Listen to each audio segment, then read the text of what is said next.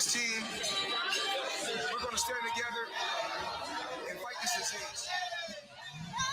I've come this way before, traveled through the open door, circumstances navigated the path, and life happened oh so fast. No, it got lonely sometimes, you see, I know we couldn't make it. Even when I'm off beat, I still land on my feet, and nothing can shake me, cause I know life took a hold on. I never. This is where I am destined to be. I'm not ready to give up. No. I believe in the miracle of life. Life's a play for no rehearsal. Learn quickly, they'll come for your role. Games get played, can't take it personal. Cause the devil is a liar. Telling you the truth, hey. It's all in what you do, hey. Some things you gotta do, hey. It's fight for millions, take a second, see the blessing in it. But much expected, much is given. When I make the living, now I'm giving back to children. Never let the power come first before your happiness, yes. You can be the best if you go the distance. Mix a little sweat with your persistence. You know that the best things are never instant. Just shine up, let them see your brilliance. Get up, open up your eyes now. It's the moment of truth. No backing down. We're bringing it through like for the children, it's a given. You gotta give it, be a blessing. This my personal statement. Run the game like I'm aces. Learn and develop patience. Determined to be the greatest. Yeah, bobbing and weaving. They changing up like the seasons. Indigenous to the grind. So I do it for all my people. Jabbing the competition. Back up against the ropes. You fighting for recognition. I'm fighting just to promote equality where we lacking. Or cancer slowing our road. I'm confident we'll make it. We focus on common goals. Yeah. Give back, give love, give insult away. Never give up, stand tall to fight another day. 2 toes, 2 feet, I stand on the ground. I'm gonna wrestle and fight this final round. Life's a play for no rehearsal. Learn quickly, they'll come for your role. Can't get play, can't take it personal. Cause the devil is a lie. Telling you the truth, hey. It's all in what you do, hey. Some things you gotta do, hey.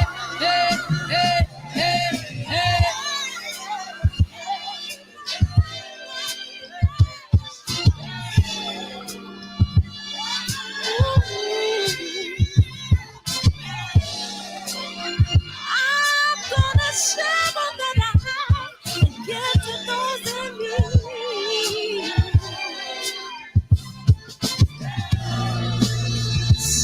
We're gonna win this battle, fight that disease. No more. What's up? Hey, what up, DB? Love is the word.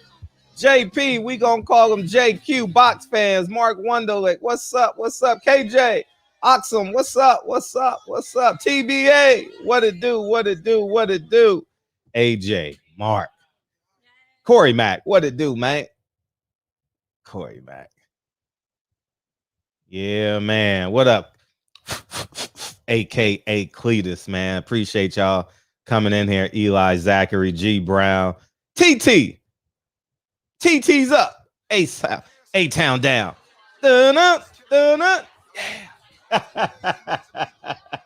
Oh, man. I appreciate y'all coming in here tonight. So, yeah, man. Oh, man. Al Haymon may not be on this channel, man. Hey, he may not be on this channel tonight, man. I'm looking forward to hearing from him, man. Tonight, man. Damn, man. We got to get him to come over here, man. Hopefully he's in here tonight, man. Oh, man. Hopefully Hopefully he finds his way over here, man, because I'm very interested. And I want to hear Reggie Owens' response when he finds a way to come in here tonight. 2 fighters today. 2 fighters in less than 24 hours. Basically saying what I've been telling y'all, and y'all calling me a hater. Ain't no fight dates. They want to be active. Keith Thurman said, when you fighting? June, July, August. I don't know when I'm fighting. Where that schedule at is April 1st. Oh, that was the April Fool's joke. Oh, that was the PBC April Fool's joke. Oh, that's what it was. Oh, man. Y'all out here giving passes, man. Y'all out here giving passes. Meanwhile, Triller out here giving away money like the Tooth Fairy. You know what I mean? Shit, they out here giving away money. Damn. My heavens. And we over here starving. So I'm real interested in what y'all got to say. Shout out to Thurman said this summer, no later than August, right? Shout out to the Boxing Voice, man. If you ain't heard the interview, I'll basically tell you. Basically came over. What happened? What happened? Oh, he basically went over to the Boxing Voice and didn't say nothing. Didn't say nothing. You know what I mean? And I already know, because I already know how niggas who don't like accountability, you know what they gonna say? Bob Arum this, Bob Arum. Watch how many Bob Arum comments I get. Because the lack of accountability. Oh, Bob Arum did this. Bob, no, let's just stay on topic. Who cares what Bob does? Who cares at the end of the day? You know what I mean? Bob can do what he want, but the man that y'all love ain't coming through for y'all. Quotation marks. Y'all. You know what I'm saying? Why my camera so low?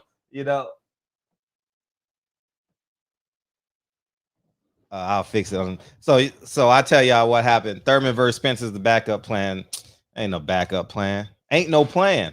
You got to have a plan and have a backup plan. Shit, ain't no plan, man. I'm telling every PBC fighter that can hear me, especially if your name ain't Earl Spence or maybe Tank Davis. Matter of fact, I tell all them niggas, y'all better go out and try and create some fights. Try and make yourself marketable, because now it's about money. Now it's genuinely about money. How much, I'm talking about from the fighters, how much money you can or cannot make, because networks don't give a fuck. Brian Kenny, you saw what Brian Kenny did to Earl Spence, right? So it don't matter what networks you on. None of y'all niggas held Al Haymon accountable for hiring him, right? I thought y'all were boxing fans. thought y'all were diehard boxing fans, man. The phone lines are open, man. I thought y'all were diehard boxing fans. Oh, I don't even know if I got the number on this channel. Hopefully I do. Oh, I do. So yeah, I'll fix all that shit later. But yeah, man. It's the summertime. And since we don't need a schedule, how come the fight's coming in so late? Fox hired him, not PBC. I know. That's real cute. Try again. Try again, nigga. Try again.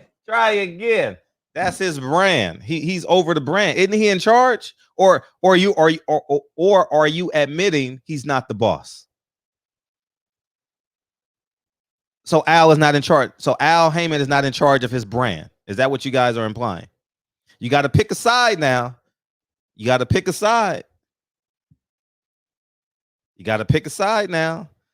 Fred ain't no dummy now. Is it PBC or is it Fox? Got to let me know something. You got to let me know something, man. You got to let me know. Al only controls PBC. Oh, now he only controls PBC. Oh, y'all niggas so full of shit. Y'all cowards, man. Y'all cowards. Y'all niggas don't have no accountability. Al only controls PBC. So he's not the boss. Somebody got to be in charge. I know we got some Al Haymon protectors, man. Why don't we just tell the truth, man? Just tell the truth, man. These fighters are getting antsy, man. These fighters ain't getting no checks. They ain't making no money. Keith Thurman losing his hairline. Adrien Broner losing his mind. And none of these fighters are getting paid. I mean, I thought they were professional athletes. It's almost like they're novice.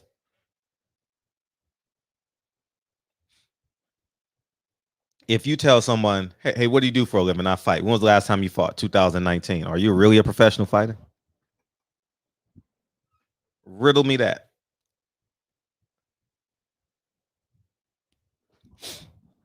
Hopefully we get a fight Juneteenth. And hopefully we get a fight Juneteenth. What's up, man? And this is what it feels like. Hey, what's up? What's up, man? What's up, Age? How you feel? You know me, 55 to no 55 mil, as we all should feel. All right, Fred, let's just get into it. Who's the greatest of the two evils when it comes to this boxing shit? Bob Earl or who you were just speaking of, Al Haymon? I'm not comparing. I'm holding everyone accountable on their own merit. All right, what percentage is Bob being held on?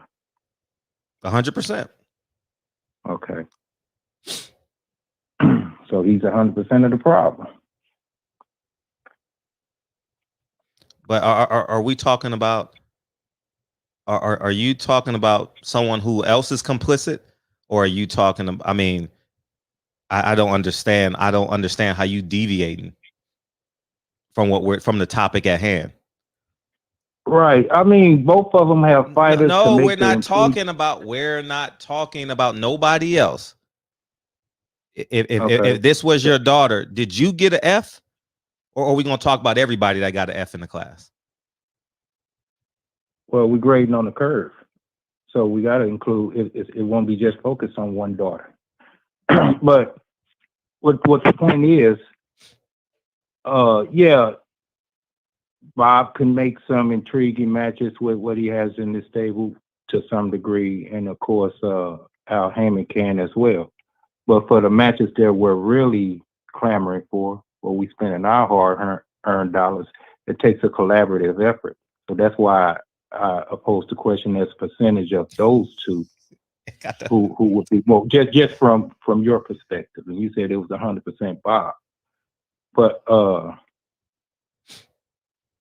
it would take both of them to come together. So it's really not putting the blame on just either one. Oh, I see how you're deflecting. Because if we came in here and said Eddie Hearn and Bob Arum, y'all would have gave them all the blame, right?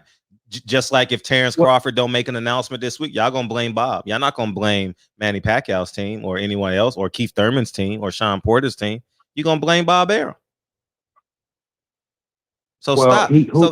How about we just be grown? How about we just be grown men and just focus on the task at hand? Focus on the topic. Focus on the primary variable. We always want to deflect.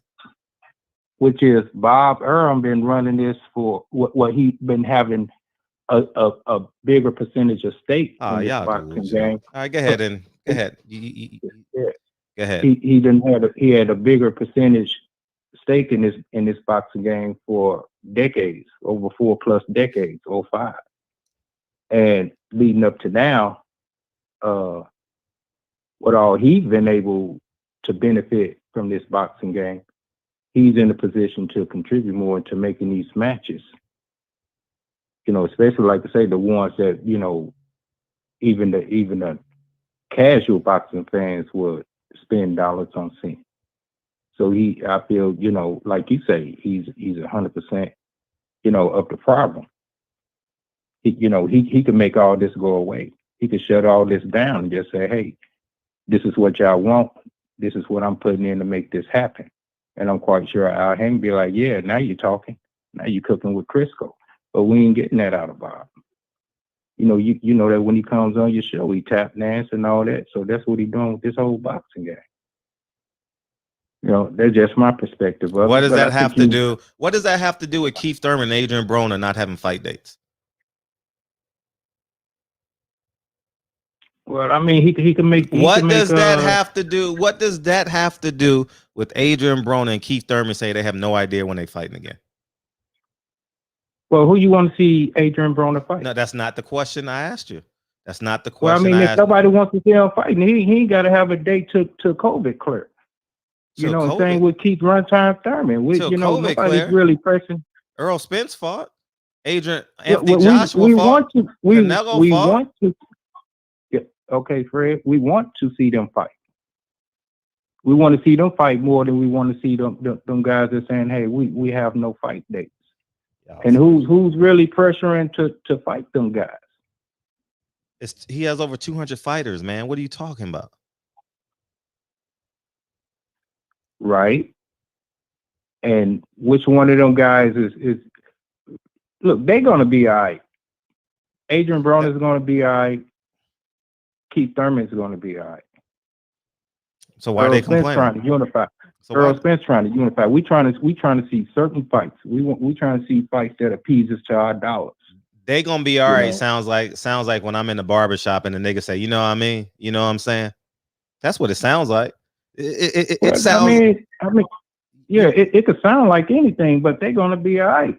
Exactly my point. But they're gonna be all right. Well, Adrien Broner is not all right because he's taken to social media, and Keith Thurman did an interview today, say he has no idea when he's fighting. So obviously they're not all right because Keith Thurman is doing interviews. He did an interview on Fight Hype today. I didn't watch it, but I saw it, the titles, and he did an interview on the Boxing Voice. So he's trying to make something shake.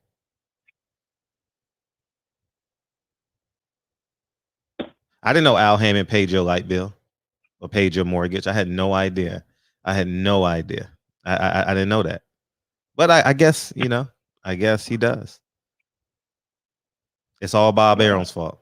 It's all Eddie Hearn's fault. We'll blame it on Lou DiBella. You just said it was 100% his. Yeah, when it's his fault. If there's no announcement tomorrow, Bob came in here and lied. We'll talk about it on Sunday. What do you want me to do? It's Thursday, right? We'll talk about it. We'll have fun with it. We'll talk about it on Thursday. Hold everybody accountable. Y'all too. Are you really clamoring to see Adrien Broner and Keith Thurman fight? They can make that match with each other if they want to. Am I clamoring? You're not. I think are you really salivating to see? I said Adrien Broner is complaining he doesn't have a fight date. Keith Thurman is complaining he doesn't have a fight date. You sure he was complaining? Or he was just saying, "Hey, I don't have a fight date." All right. No, I'm just asking. I don't know. Y'all niggas just out here. Y'all niggas protecting a man that ain't got no love for y'all, man. Y'all niggas are sad. You out here protected. Are you a boxing fan or are you an employee of PBC? I'm part owner. Okay, well, I mean, you should have told us that a long time ago. I mean, look, all that. I don't know everything about you, Fred. That's not. See how you see how niggas can't stay on topic. We ain't talking about. No, you the one that said I didn't know. I'm not talking about me. I ain't talking about you. The question is, two fighters in the last 24 hours are complaining they don't have fight dates. But that's what I was saying. I don't know if they were complaining or not. They probably just saying, "Hey, I don't have a fight date." Okay. And if really they were complaining, they could make that fight with each other. Jesus Christ, man, it's sad. It's sad, man. I thought you was 55 sitting on 55 mil. And part owner of PBC. Nah, you're not, man. Don't leave that part out. It's H Money, man. Come and get this dude, man, because this guy ain't making no sense, man. Man, this guy ain't making no sense. H, this motherfucker out here. Asia man been delusional, man. You know what I mean? He's deluded, bro. He's deluded. He just told you two fighters in the past 24 hours complaining that they ain't got no fight dates. When was the last time Keith Thurman had a fight? It's been over 2 years, and he's fed up. Now, I'm saying, now give him an Uber driver at least. Now, what about Gary Russell? You ain't said nothing about Gary Russell not having a fight date. You know what I mean? It's disappointing. You know, these guys got to stay active. Adrien Broner, he been having issues out the ring, in and out of jail. What about that? Nobody say nothing. Adrien Broner turned down a lot of money to stay with Al Haymon. He could have signed with Rock Nation. You know, turned down $42 million. He been in Deontay Wilder. What about that? Now people ain't saying nothing about Wilder not having his fight date. What about that? Well, according to Fred, that's a Bob Arum situation. And no, it's not. It got something to do with Shelly Finkel. Where is Shelly Finkel at? Where is he at? That's what I want to know. Okay, then. It's not fair. It's not fair to the fighters. You got a lot. You see what's going on with Tank Davis? You know what I mean? We seen what happened with Earl Spence. And let's be honest. The PBC, they've been dropping the ball. Now they charging over $50 for an Andy Ruiz pay-per-view that nobody wants to see with Chris Arreola. And why ain't no brothers on the card? No black fighters. Not one black fighter. Fred, what you got to say about that? I think Asia Math has all the answers. Has his deflection tactics. Go ahead, Asia. No, I'm not deflecting. I mean, I get your point. I'm not trying to be too condescending. I get what you're saying. If that's a pro-black boxing promotional company, they should be throwing dollars at them guys. At least let them stay active. I get that. Y'all saying he's pro-black. I told y'all I thought he was pro-black. I did. And then I was like, oh shit. No, he's not. He's about that moolah. He's about that green. That's all he cares about.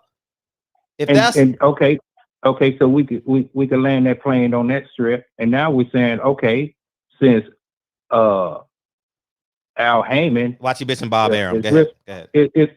Well, okay, because you already done indicted Al Haymon. So what other players are called? Now we got Eddie Hearn, and we got that Bob has Arum. nothing to do with the topic. You're missing the point. Because they have a different complexion. But they have black fighters in their stable. No, we're not talking about. We can talk about them on Sunday. We're talking about PBC and them not having fight dates. Stay on topic. Can you do that? Is that possible? I mean, if it is for you, I've been on topic. You talking about what you did in high school and middle school. What Asia Math? What about what Adrien Broner is saying? That he needs a fight date. That he needs to stay active. He needs some more money. He's complaining about money. No answers. Okay, hey Fred, man. You know, I just came to cook with you. It's early. I'm gonna get back with you, but as you can see, we have a deluded caller on the line. He's delusional. Asia, man. Asia, but you know, I write down 55 from Tennessee. You know that.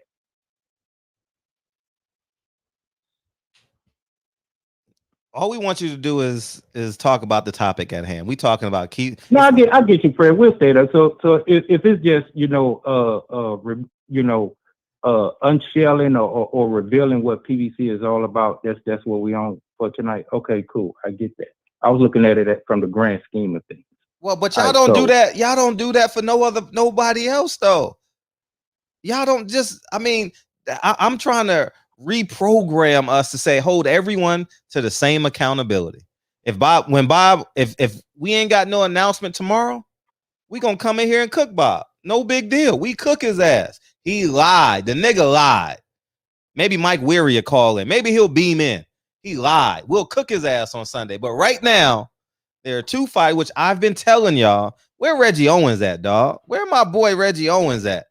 I spoke to Reggie earlier today. He's fine. He's fine. I know he's fine. And but I want him in here today, and I want Big Dog to call in because how are fighters saying the same thing I've been telling y'all the whole time? I mean, I get you. Okay, yeah, there's some accountability for Al. He could make some things shake. He could keep us entertained to some degree. He could keep the fighters a little more satisfied. I don't really hear them really griping like, hey, if that's the case, then they could just because they can't gripe because they can't. Why they can't? I guess it's contractual. What you know that we don't know? I don't know. I don't know. I'm being honest. I don't know. I'm just saying Right. this.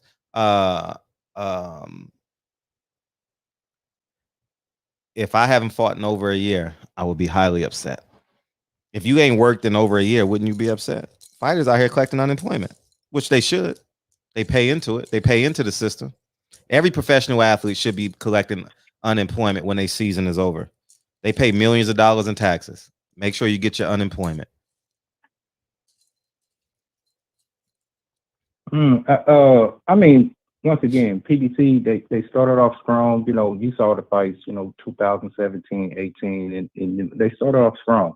Seemed like it came to, not a screeching halt, like, seemed like the way you painting the picture, but I know y'all don't it's been see kind it. of like slow down. I It's know. been kind of. I know. Go ahead. I know. And next week, you know what y'all gonna say? How come Shakur Stevenson ain't fighting Oscar Valdez? And you're gonna put it all on Bob, right? Is that what y'all gonna do?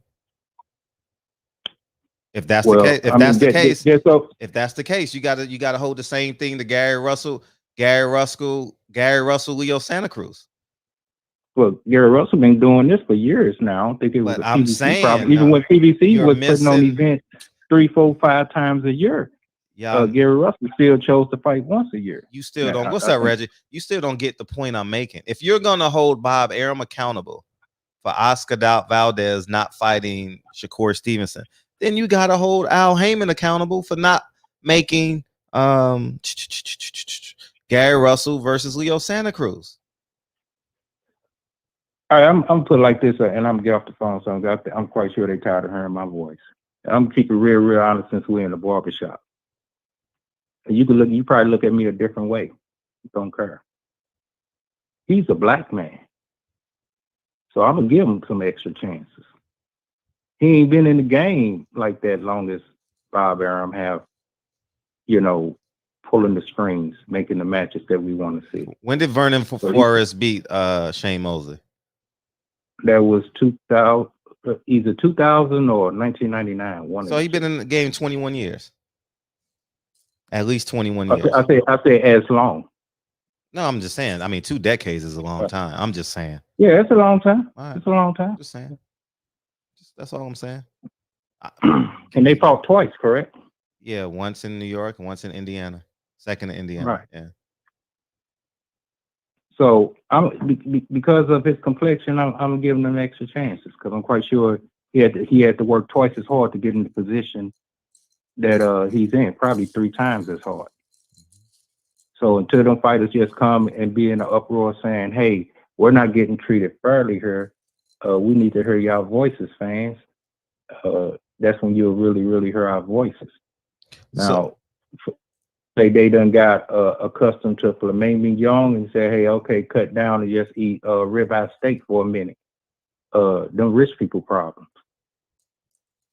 I don't think none of them crying like, hollering and screaming like Bud Crawford is over there, or Shakur Stevenson over there at Top Rank.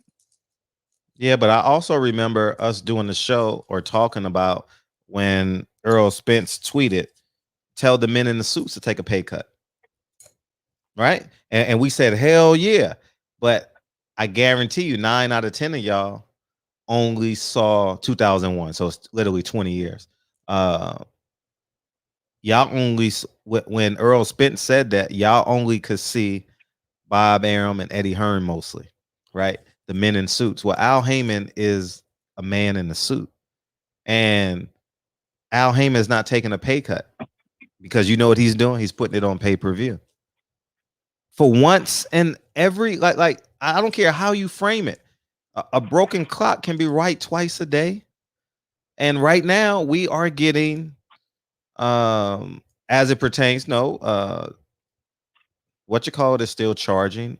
What is it? And they charging pay-per-view. So I'm not saying that, but Bob Arum we got Lomachenko and the other guy for free, Teofimo, and May 22nd, we're getting the other fight for free. As we should. Oh, as we should. Oh, okay. So where's the anger or frustration? Where's for Andy Ruiz and what's the other guy's name? You know who he's fighting. Chris Arreola.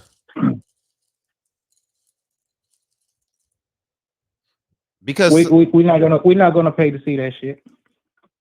But the fact that he's not taking a pay cut, he's putting the cost on the customer. We're not subscribing to that. You're If missing. Andrew See how you Reid wants change the somebody to argument. support him, he got a whole It's okay, Latino, Asia. It's okay, Mexican Asia. It's okay. band. It's okay. Keep on deflecting. Keep on. It's cool.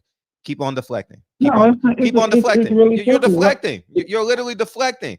Every decent fight we've had has been on pay-per-view. So we just gonna keep on paying. You saying from PBC? You saying from PBC, right? Yeah. Yeah. Mm-hmm. Okay. And, so didn't Errol Spence said you want the free stuff that we was getting, like I say, about 2-3 years ago when it was popping. You look up on Fox, they had an event. It was free. We enjoyed ourselves, and that was cool. You got spoiled with that. You still want that. You feel we still deserve that, right? That's what you're saying, right? So Al Haymon can change. Is that what you're saying? I didn't say. Once again, this just putting everything in a nutshell.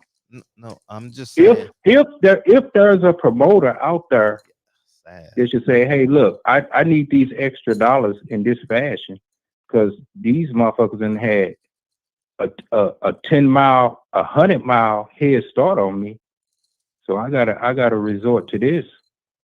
Okay. Well, if listen, well, here's the truth of the matter. If you're not upset about being charged, Tank Davis, I'm not buying that shit. Wait. Let me finish. If you're not upset for paying for the Charlo fight, right? Because I don't think that was a pay-per-view fight. I don't even think that was a pay-per-view card.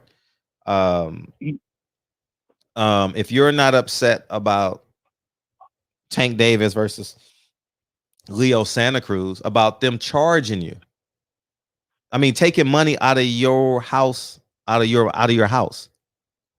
If you're not upset about that, because at the end of the day, it's about money, right? Then you can never be upset about Eddie Hearn, Lou DiBella, Bob Arum, Salita, as it pertains to Carissa Shields. Who else? Name another promoter. We can't be upset. We can't complain about one side of the coin and say the other side is the other. Even though there's two sides of the coin, the quarter is still worth 25 cents. So if you're gonna complain about what they're doing, you cannot say, "Oh, it's okay, let them do it."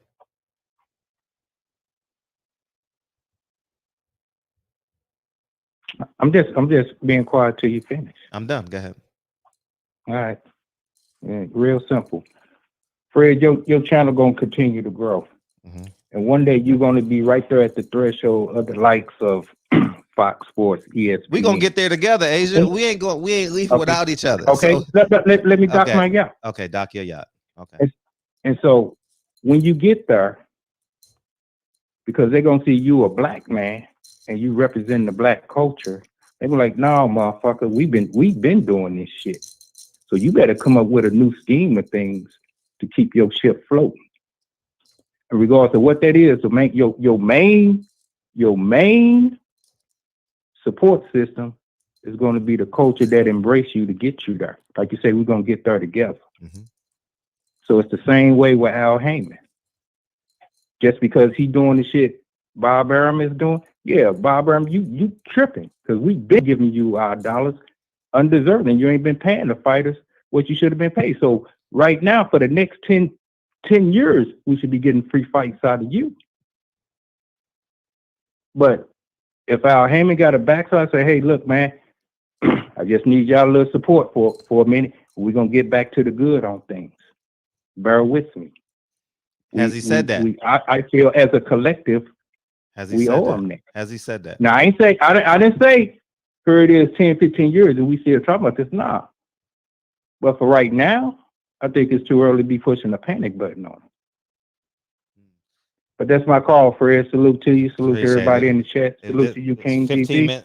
Salute to you, Ace Money. And like I say, I'm right down 55 from you. So let's not pressure each other. Get out of here, please, man. I know. Get your old ass out of here. Get out of here, man. Love you, man.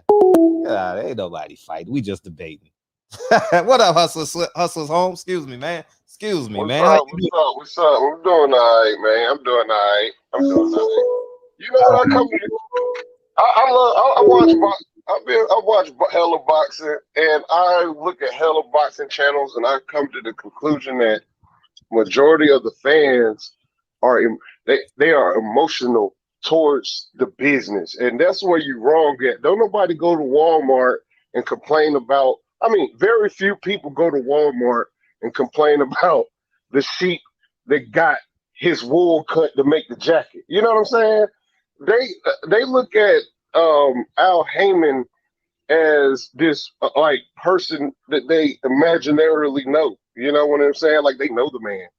I just feel like us as boxing fans, I feel like everybody that can hear me right now that's in this channel is a pretty hardcore boxing fan. And the only way we can get what we want is to take. You know what I'm saying? If don't buy the pay-per-views, you know, I can't say that because I would be what's the word for it? I would be because I'm gonna buy the pay-per-view. I'm gonna buy 3 pay-per-views every pay-per-view, and I'm gonna give out 2. You know what I'm saying? But that's because, dope of you. That's dope of you. Huh? That's dope of you. Yeah. But I'm doing that as a boxing fan. But I feel like though, like we shouldn't be fucking taking no sides to no business, bro. Like Al Haymon is the fucking dude in a business. You know what I'm saying? I don't know what his position is. You know, PBC is a company. You know, Top Rank is the company. Like we shouldn't give a fuck about how much money is passed here, how much money is passed there. We need to give a fuck about the quality of these bullshit ass fights. Even though we've been getting fights that our favorite fighters is fighting, sometimes very, very little, but they ain't fighting nobody. It ain't like, you know what I'm saying? They're not fighting each other. You know, you might get Sean Porter next fight. You know what I'm saying? For instance, like it wouldn't surprise me if Sean Porter next fight was some dude that, you know, nobody don't give a fuck about, even though that ain't probably what he wants. That's probably what he can get. That's, you know, there's some kind of budget somewhere that we shouldn't care about, but for some reason we do, you know. But I don't understand why Adrien Broner just won't go nowhere else, you know. Because Adrien Broner ain't got to stay with Al Haymon. It's gonna get to that. It's gonna get to that. And that's what I want the fighters to understand. It's a free market. I think he should. I think he should, bro. I think he should. Because if my fucking job told me tomorrow, hey, we gonna take all your vacation because our budget is bad. You know what I'm saying? We ain't got the money to pay you to take these vacation days. You got to stay here. I'm like, nigga, I quit. What the fuck you talking about? You know what I'm saying? But a lot of people just too passionate about this mysterious man, Al Haymon, which nobody don't even fucking know. Nobody ain't never talked to. Nobody in the public don't even know this man, you know? Nobody don't know what he about and what he doing. We just know once upon a time, he gave us premium product that we was asking for. But unfortunate, due to the circumstances of what's going on in this world, we're getting lesser quality fights. And Bob Arum, just the you know, he called it though. If we want to be 100% real,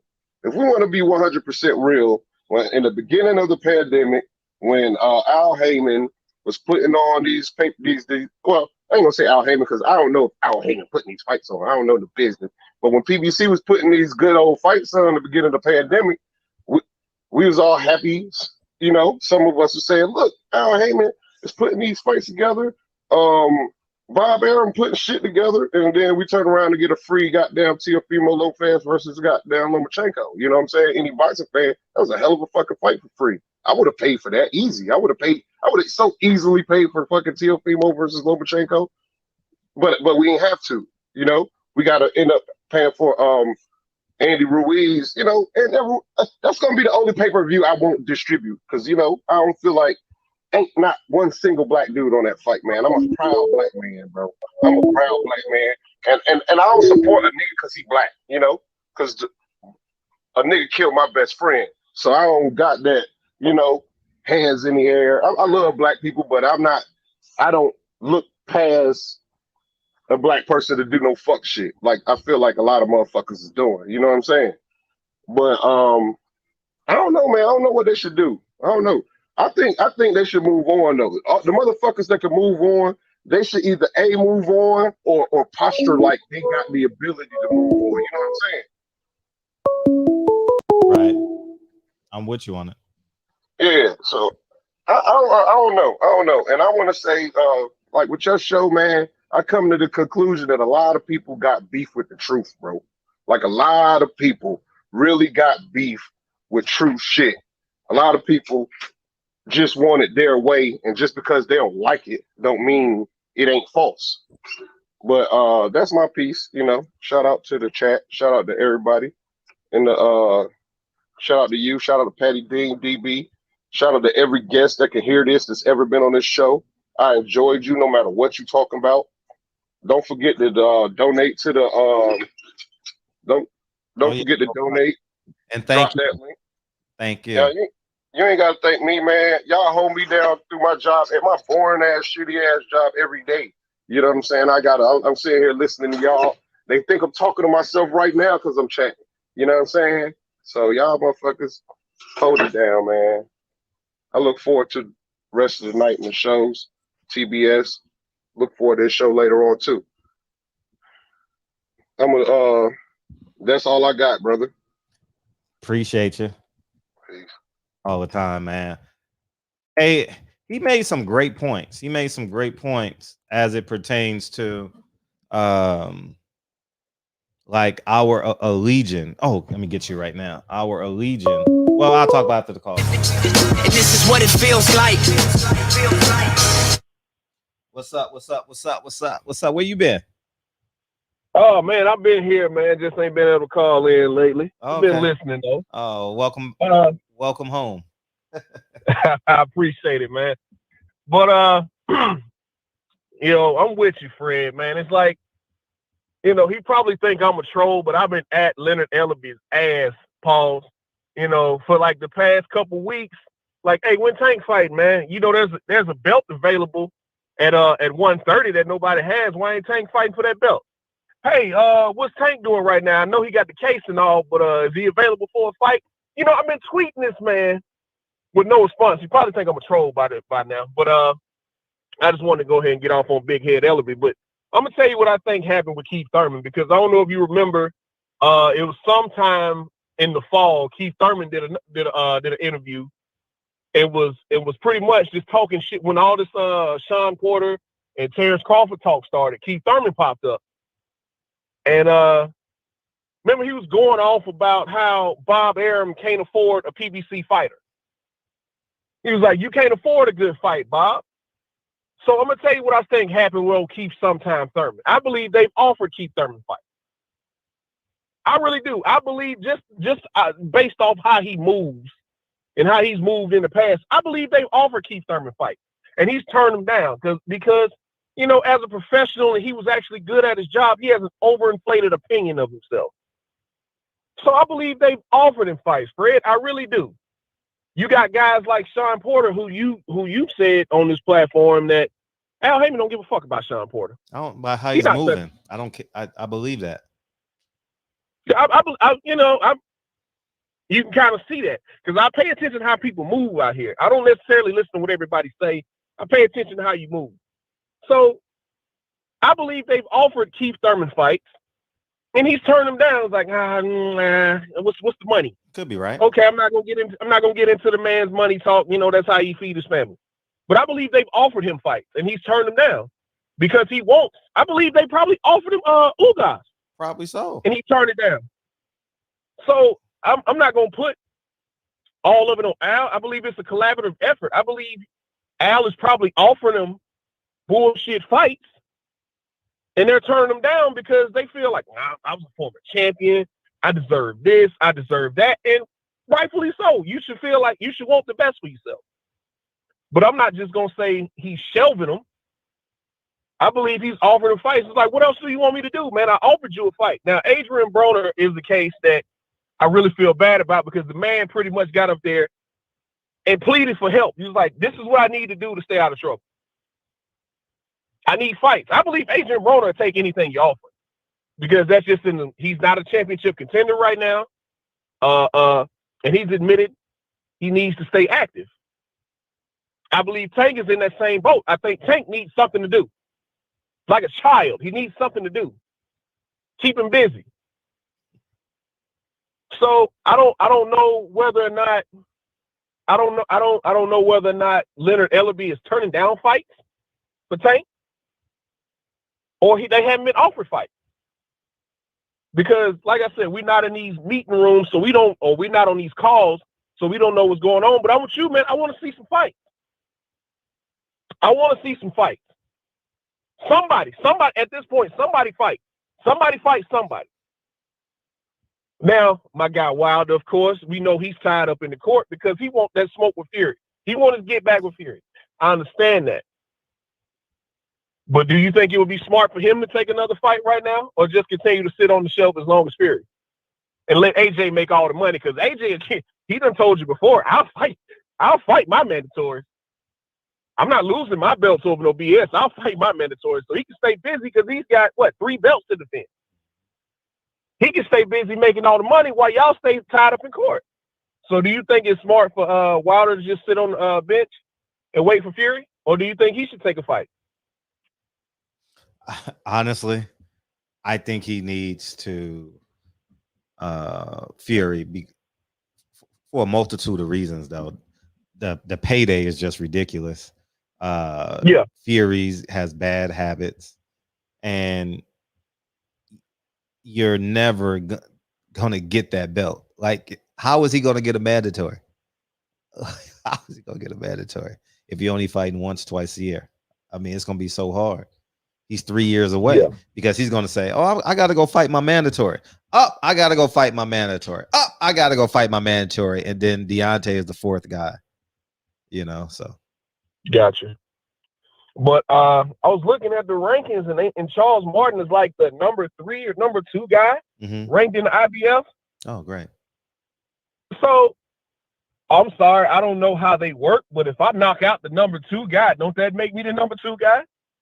I'm not well versed on how boxing rankings work, but UFC rankings work something like that. If I knock out the number 3 guy and I was the number 7 guy, now I'm the number 5 guy or the number 4 guy. You see what I'm saying? So I don't really know how boxing rankings work, but to me, if I knock out the guy, I get his ranking. So, that's just bouncing that, or just go beat up Alexander Usyk. No, you're right. When's the last time he fought? That should be easy work. Yeah, but, he needs to be out here complaining. Yeah. I mean, seeing is how I don't understand how, and I know it's not a PBC thing. I don't understand how Alexander Usyk is sitting back, seeing that AJ doesn't have a fight. Like, the highway's clear. It's clear like traffic was when COVID first hit. The highway's clear. Wilder and Fury are tied up in court. You're the WBO mandatory. Why ain't y'all fighting in June already? So, I mean, I don't think Eddie Hearn will let anybody touch Joshua until this whole Wilder Fury mess is over. But just like I don't believe he's going to let anybody touch Errol Spence besides Ugas because Ugas has that belt. Right.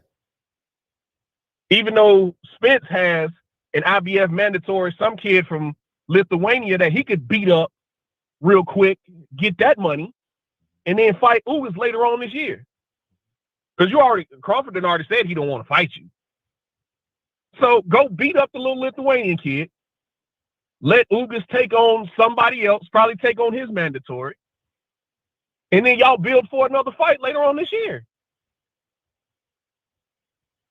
I mean, I don't understand how it gets so complicated, Fred. I really don't, man. Like I said back with Big Head Ellerbe, like, Cool Boy Steph is right there. Go get him. Gary Russell is right there. That fight is easy to be made, man. Y'all are on the same side of the street, which I hate that term in boxing. We're on the same side of the street. Man, we fighters. Ain't but one street.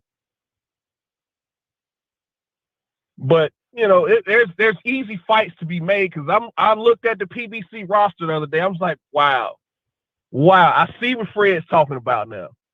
Because I was one of those guys who really thought you was just bagging on Al because he got all the fighters I want to see. Like, okay, let me go see who he wants to see. Wow, some of these guys I didn't know were PBC. It's like, wow, and these guys are really not fighting. Now, I feel more for the undercard guys, the guys who were fighting these 6 and 8 round fights, who are probably living fight to fight. Me too. I feel for them. You're right. Because they probably are looking for other jobs right now. Right. I feel for them, but the millionaires, dog, we trying to build a card off y'all where y'all just take a fight. It ain't about y'all all the time. I get this is a individual sport, but it's not always about y'all, man. These guys need to be on your card. But, you know, that's just the way I look at it, man. It could all be so simple. In the words of the great Lauryn Hill, it could all be so simple, but we'd rather make it hard. But that's my time, Fred. I didn't have my rant tonight. I'll keep listening. Shout out to you. Shout out to DB. Shout out to my man H Money. I loved the interview last night. Opened my eyes to a lot of things that I didn't know, man. So, you know, I had never heard the FBI files or read the FBI files. Oh, they're interesting. So they're interesting. I'm gonna put that on my reading list now, man. So it's a good read. Yeah, I'll have to check that out, man. It's a lot of stuff that I didn't know. They're easy to read too because it's a lot of repetitive pages. Yeah. So you'll get through. Yeah, I caught my man. Well, you caught my man filibustering last night, and I ain't like how people was coming at you. I started to call in, but you didn't have the phone lines open. Nah, I didn't like how people. I was like, man, he's saying a lot, but ain't saying shit. He's saying a lot of words, but ain't nothing really coming out. You know what I'm saying? So, like you said, intellectually masturbating. Yeah. I like that term. I'm gonna use it. It's all but anyway, yours. that's my call, Fred. It's all yours. You know, shout out to the 256 Bama Strong Bomb Squad, baby. Let's get it. Welcome back, man. We got TB popping in. We got Kyle, and then we got Algeria. What's up, TB? What's up, Pastor Pauls? What's up, Mike? Hey, what's going on, man? Can you hear me? Yeah, we hear you great. How you doing, man? I ain't spoke to you in a minute. Everything good on your end? Man, I'm tired as hell. Oh, okay. I mean, yeah, man, it's been like all day with this mural stuff, and then the project coming after that, and then I got my VA crap I got to do, and then try to get a workout. They try to get a workout in. By 10 o'clock, I'm dead to the world. You know. But yeah, man, how you been? I've been great, man. I'm glad the fishes are doing well. Oh, you can hear it? Yeah. Yeah, man. I've been letting that damn fish die, I swear to God. Yeah, man. I just want to come on. I appreciate it, man. I just want to come on and put the information out there about the mural. The project is called Frederick Douglass on the Hill. We're calling it that because the mural is going in the Hill community, which is the oldest African American community in the nation. So the artist for the mural is Michael Rosado. He's the one that did this mural. You know, so and this mural is like world famous. He's done murals. He's done stuff for Bill Clinton. He's been recognized by Congress for his work and everything. So he's doing this mural, and the mural is like a timeline from over 400 years, leading up to present time. So basically, what the mural is depicting is what shaped Frederick Douglass, and then the results of his work. So I mean, it's a 400-year timeline. Now we got the money was donated for the actual mural. There's she's a political and social activist named Michelle Garcia Daniels out of Rochester, New York. She came down. I was giving her a tour or whatnot. She's a friend of the family. I was giving her a tour or whatnot, and I said I want to get a mural here in my old neighborhood of Uncle Frederick. And she said, "Well, if you can get that guy that did that Harriet Tubman mural, I'll pay for it. So I'll pay for the mural. Now you getting the other stuff together to get the mural up, that's on you." So after February 14th of this year, Uncle Frederick's birthday, she cut a check for $20,000 to Mike Rosado to pay for the mural. Now that leaves the rest on us as a family and the community and stuff to raise approximately, the goal is $50,000. And that's to cover the engineers, the architects, the building permits, the insurance, the lighting. There's assembly permits, another $1 million. So you want us to donate? yeah.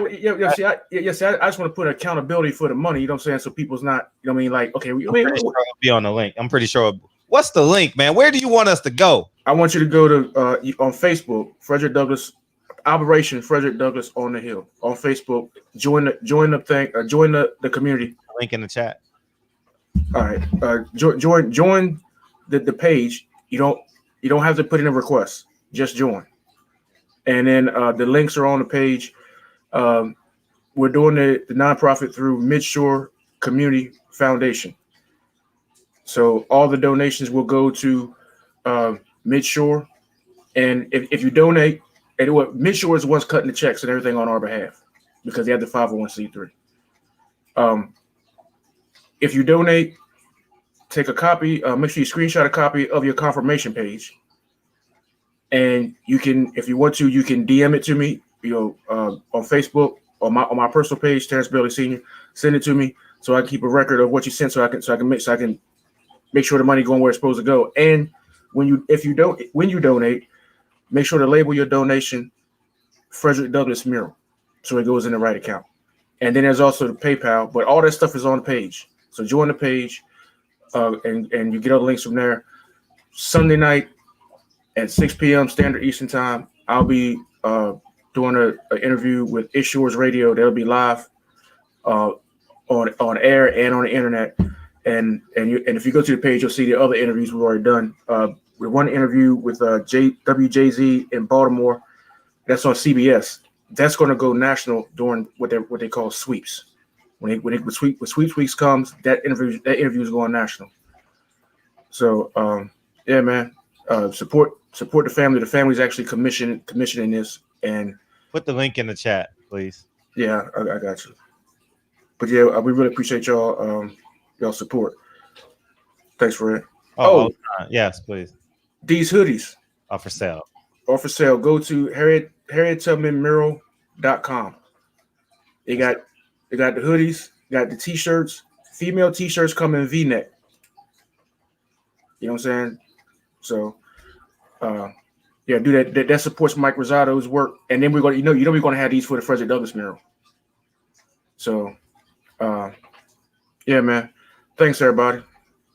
I'm going to bed. Appreciate you. All right, man. I'll drop it in the link. I mean, I'll drop it in the chat. All right, for sure. All right, peace. Appreciate you. Thank you, TB, man. Appreciate you, big homie. What's up? What's up, man? What's going on, Big Fred? What's happening? Good. How you feeling? Man, nothing like the other one, man. Same superheated. What's going on with you, though? Feeling good, man. Man, last night, man, I really wish you could have finished. I wish you would have started earlier. What earlier? With your facts. I got plenty more. You let the car warm up too long before you got in. You know what I'm saying? Oh, I don't know, because it's not much to. I understand where you're coming from, though. I totally get where you're coming from, but you wasn't talking about nothing. No, what I'm saying is, when I rewatched it. Mm-hmm. I did. Yeah. I feel like the food was already at the table, but you know what I'm saying, used to was running around the crib. Sure. Because right when you got started, that nigga was shook. You know what I'm saying?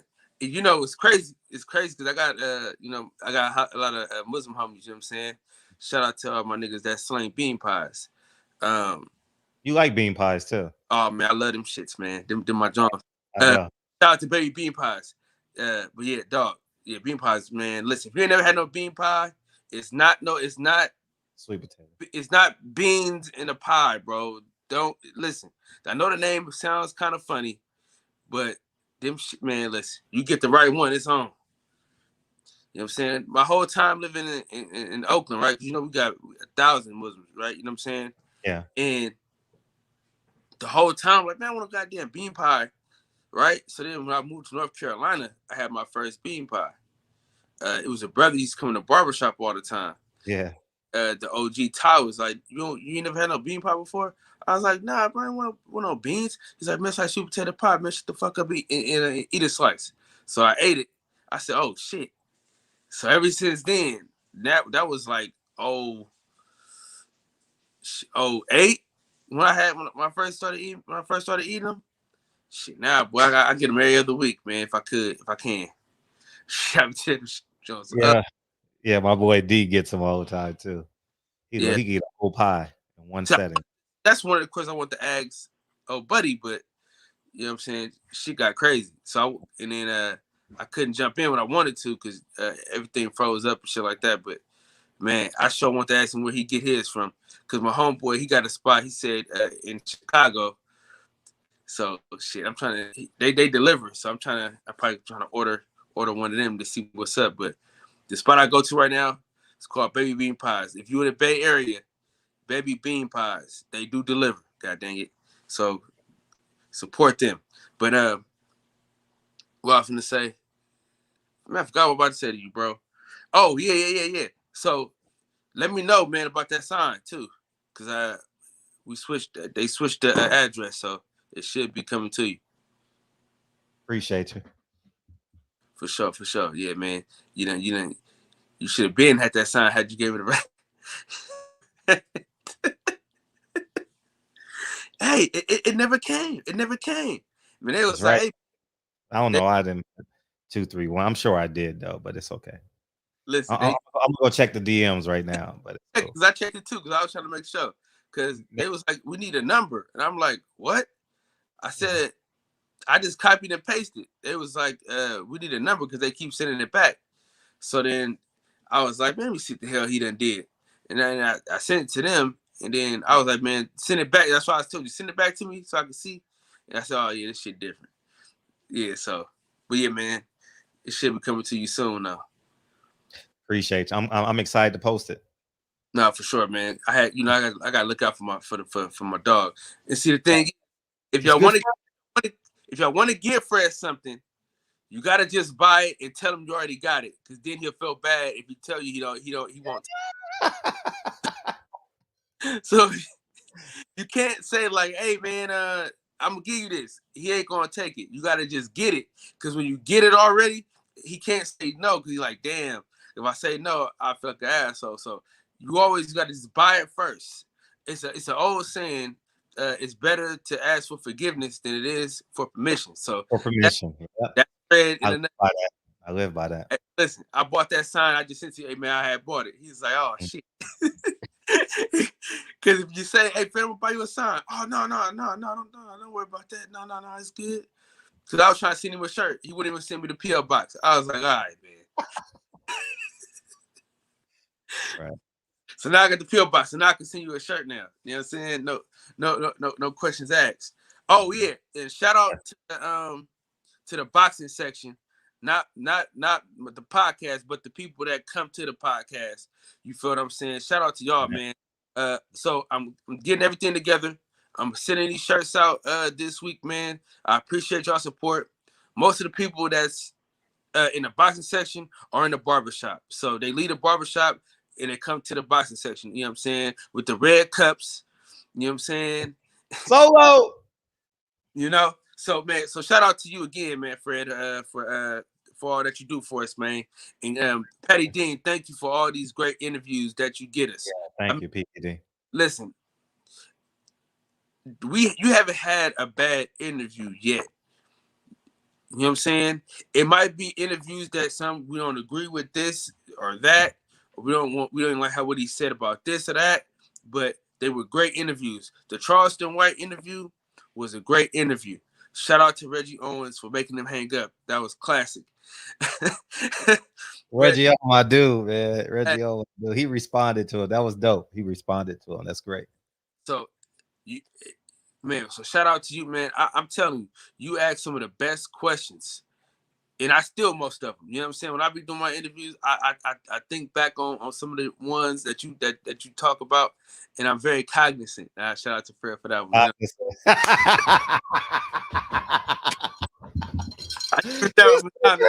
Man, you stupid ass Oh God, cognizant. Oh God. Oh man. Got a few of you said one earlier, man, but I couldn't get to you in time because I was talking to the kids, stuff like that. But it was another word that you always say too. But yeah, man. But shout out to you, Fred. Shout out to the chat. I'm not gonna be long-winded with my goodbye. Peace. Peace. Yeah, you guys are right. He's right in the sense that I didn't engage in Wesley sooner. He's right. He's absolutely right. As I was thinking about that, and he made some great points about me interjecting him early on in the interview, which is right. But as we digress back into what we're talking about, because y'all niggas are quietly tap dancing away from what we want to talk about. Okay, you know what non-accountable niggas do? They add other subjects to the thing, like Lincoln and Kennedy, right?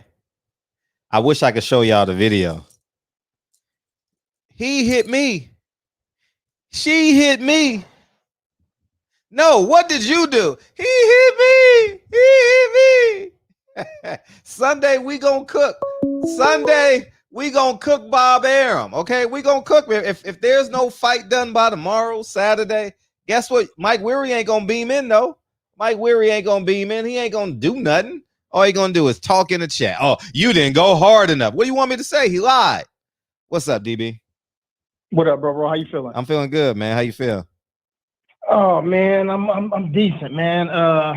So I wanted to before we move back to the boxing, I just wanted to revisit yesterday real quick. So I didn't get a chance to. So yeah, man, I was hurt and disappointed, and I'm gonna start with in the beginning. You know, Dr. Wesley didn't get a chance to explain himself. You know, and I know he kind of jumped into it as well, but I think for the Black intellectuals and scholars in the conscious community, they knew who he was. But for people who the 5%, right? Say it again. The 5%, right? Yeah, the 5%, exactly. But and you know they're familiar with his literature and his lectures and whatnot. But you know, I think that would have set a good baseline for him instead of jumping right into it, because people are automatically going to be biased to the host, right? To you, because you family. You know what I mean? And if people know who he is and know what he's about, then it starts with a neutral setting. Sure. But immediately people jumping at him, you know what I mean, for being willing to dive right into it, you know, because that's what he does. But there was a couple of things that I was, you know, some things that I saw in the chat. One of the sisters said polygamy is not infidelity. I'm like, all right, that's a good point. But also you said in the show, the show was set to end in 30 minutes past the hour, and you guys agreed upon that. And then he departed as agreed upon, and then the chat went crazy and started eating him up because he left at the time that was agreed upon. I think that wasn't, you know, I don't think that was right. You know, when outside of John Ali, but when we together interviewed Khalela Ali, Reza Islam, Demetric Muhammad, Leah Muhammad, we allowed them to, it was a slower paced interview, obviously, and some of those we did over weeks, but they were able to speak their piece peacefully. And then we had, you know, Sugar Hill, Jason Whitlock, Bob Arum, these guys. And you said that you knew what you were getting from Charleston White when he came in. Well, you know what you're getting from Dr. Wesley as well, you know, so I think it was just fucked up, man. So what else was that? Yeah, John Ali have his perspective, you know, Queen Mother Ali also has her perception of what went down too, and they're entitled to that, but their perception doesn't make it right, you know. And And So I should hang up now.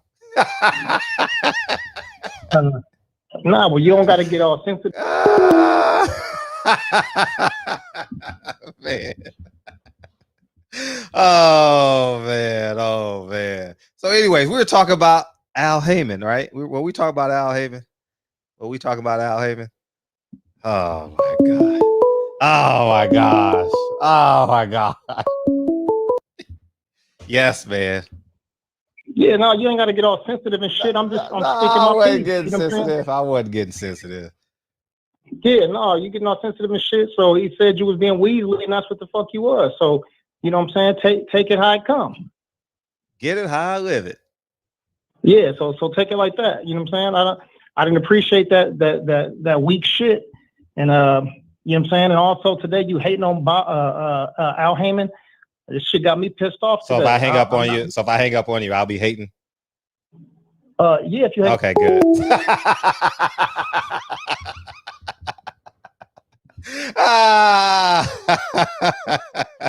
Anyways, man, where were we, man? Where were we? I ain't gonna answer that shit. Okay. So, anyways, where were we? Oh man, where were we? What were we talking about? We were talking about Al Haymon. We were hating on Al Haymon. That's what we were doing.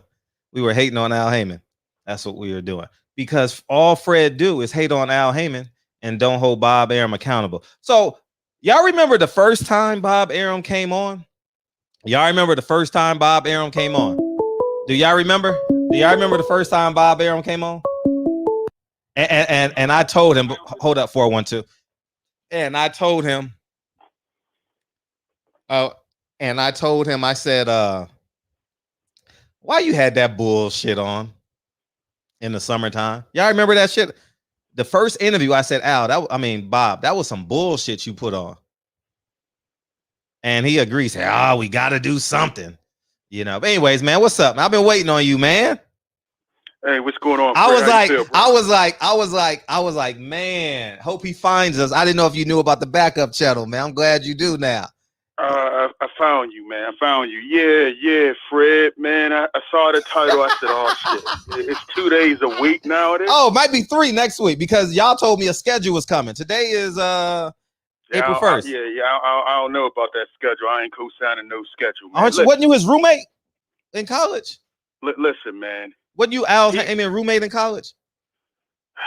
Listen, man. Do you Keith know Thurman, Adrien Broner, 2 fighters way past their prime. AB, before February, he hadn't won a fight in 5 years. You know what I mean? He talking about, I got to fight so I stay out of trouble.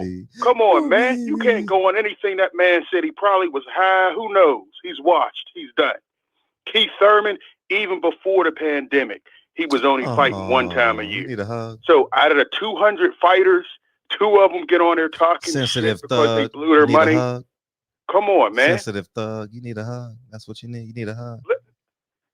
Fred, 2 fighters out of over 200 made some complaints, as you call it. They just said they didn't have fights on the schedule. AB's always complaining. He crying in front of judges. Don't take nothing that man said. He should have lost the last fight. He didn't win on Showtime. The reason he don't have a fight is he don't sell no more. That Showtime card, it was garbage. Nobody wanted to see him. He's done. He might as well just be a journeyman. Who's if done? He's willing to be that. AB's done. AB's done. See, it's amazing how y'all come up with all these narratives. He's done now. He's done. He's done for a long time. But we're talking. He's been done. Well, let's see him be done in the ring again. Let's see him be done. Let's see him be done. Let's see him get done in the ring. Okay. Well, he's pricing himself out. Okay. To me, he lost in February, and you know he lost in February. But that was a gift from Al Haymon. Here's a victory. Oh, here's some money. so Al Haymon cheating. Al Haymon cooking the books. Listen, everybody gets those hometown decisions. Come on, Fred. I mean, I ain't nothing new. I just want y'all to know, when someone gets louder, that doesn't imply the other person's listening. Fred. Leasing, Linda, leasing. Fred. Leasing, Linda, leasing. Every boxing promoter, all these people are doing fuck shit. Show me. I agree with that. Show me, don't tell me. Show me, don't tell me. All of them. Look what Bob come on here lying every month. He come on there, say something crazy, it goes viral, and we still waiting on a decision. All of them. Eddie Hearn been lying about Joshua and Fury for how long? Over a year. Listen, Linda. Listen. Fred. Okay, percentage-wise, over 200 fighters, 2 washed-up guys way past their prime. So Keith Thurman is past his prime. 2 weeks ago, you wanted Keith Thurman to fight Terrence Crawford. And now how you pronounce his name? Crawford. Listen, Conor McGregor. He got knocked down as a senior citizen. He's done. Conor McGregor. Still running from Spence. Making jokes, but I'm making points, Fred. You know, stop this El Haymon hate. It's the whole boxing as a whole unit is trash. PBC's not doing what they need to. Top Rank is doing a bunch of bullshit. And so is Golden Boy. And so is Matchroom. All of them. And the whole sport is going down the tube, and you know it. And you know what? And you know what? And you know what? It's amazing that Sunday when we talk about Bob Arum for not coming through on his word, you know what you're gonna call in and say? Oh, finally you talking about Bob Arum? Yeah, he a piece of shit. Oh yeah, he came in the shop and lied and capped. I want to see how you label it. You want to say Bob, and you're not going to label it like that. How? I don't have no connection to these men. Y'all think I do? I don't. But just say the whole sport. Why we got to say the whole sport when we talk? It's funny how we could stay on topic when we talking about Eddie Hearn. It's amazing. I say the whole thing. We talk about Eddie Hearn. I talk about the reason why you want to say the whole thing. The reason why is because he's talking to a man that you admire. He's your God. He's your God. Here you nobody's a god. Bob Arum is your god if that's the case. I don't know. Good. Listen, I call all these guys out. Al Haymon and everything. No, you don't. You don't call it. No, you're the Al Haymon apologist. Everybody knows that. Stop saying that shit. You're an Al Haymon apologist. I called him out on that Andy Ruiz. I called him out on some of those fights he put out last year. That shit on pay-per-view. You're in love with Al Haymon. But I understand the situation the brother's in. You know what I mean? All of them have to do it. He has a whole listen. Is there another promoter that had 2 other promoters sue him? Come on, man, that's unheard of. As that was much 4 as years Don ago. King That was and Bob Arum hated each other. Come on, man. Well, how about he thank us? How about he thank us for supporting him through those hard times and give us some free fights? Oh, here you go, man. I'm just saying. I agree. Before 2020 hit, we were getting those good free fights. But since then, the PBC has not been coming through. I understand it was a pandemic. We're coming out of it. But now we'll see. He got to get it done. He got to give us some better free fights. He can't be putting bullshit like Andy Ruiz on pay-per-view. I agree with all that, Fred. But I'm saying you act like it can't be changed, and he's the only one. I want him to change it. I want him to change it. Bob Arum had a bunch of garbage during that pandemic. I told him. And I told him. Okay, good for you. What? Good for you. It's about time you said something. Soldier Boy, tell him. Fred, man. Listen, man. You know what, man? You hating on the brother.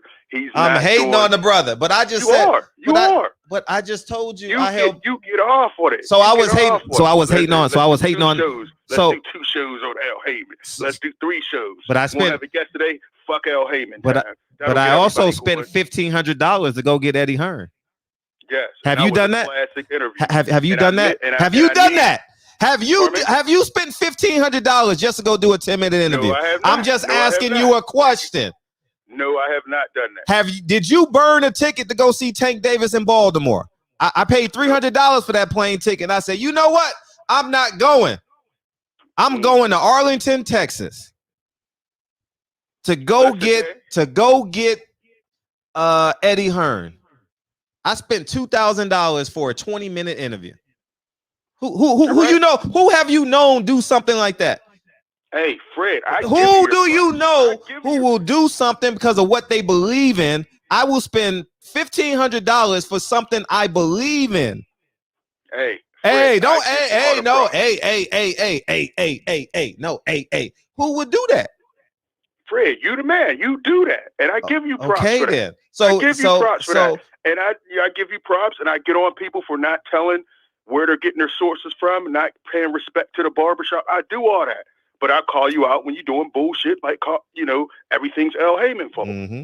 But I give you credit. I didn't say everything is Al Haymon's fault. See how y'all deflect? Well, the way you phrase it and the way these people get off on it, it's just these guys calling it with all that bullshit. Come on, man. But y'all told me. You know what you said in the beginning of March? Oh, the schedule's coming out. Big Dog said the schedule's coming out. The schedule's coming out. And he said, wait till the end of March. Hey, listen, April, the schedule's coming out. I don't know when the damn schedule's coming out now. I don't know when it's coming out. So whatever, man. Oh, you don't know when it's coming out? Oh, you have no idea. I thought it was going to come out. Now I got bad information. I thought it was going to come out, by the end of March, beginning of April. It ain't come out. Bad information. Listen, but L got a plan. He has a plan. What's the plan? And Broner might not be a part of it because they're washed up. Nobody wants to see their fights. What's Losing the plan? 40-year-old old men on the team, about to be on the Legends division. They're done.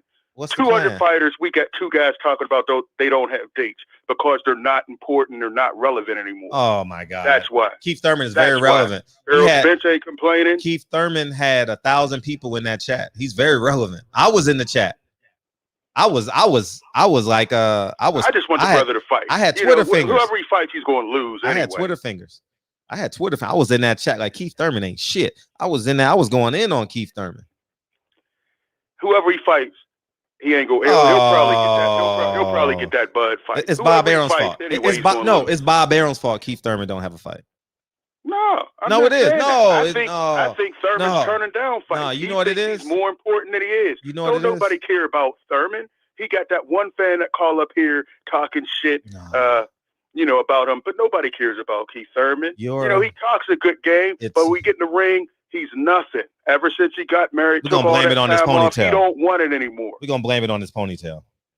Blame it on the ponytail. He cut his hair off. He don't got it no more. Yeah. It was Cito Lopez. Really blame it on the Red, ponytail. The point is, when there's more fighters than two washed up fighters, then come holler at me about how these guys are getting tired of Al Haymon.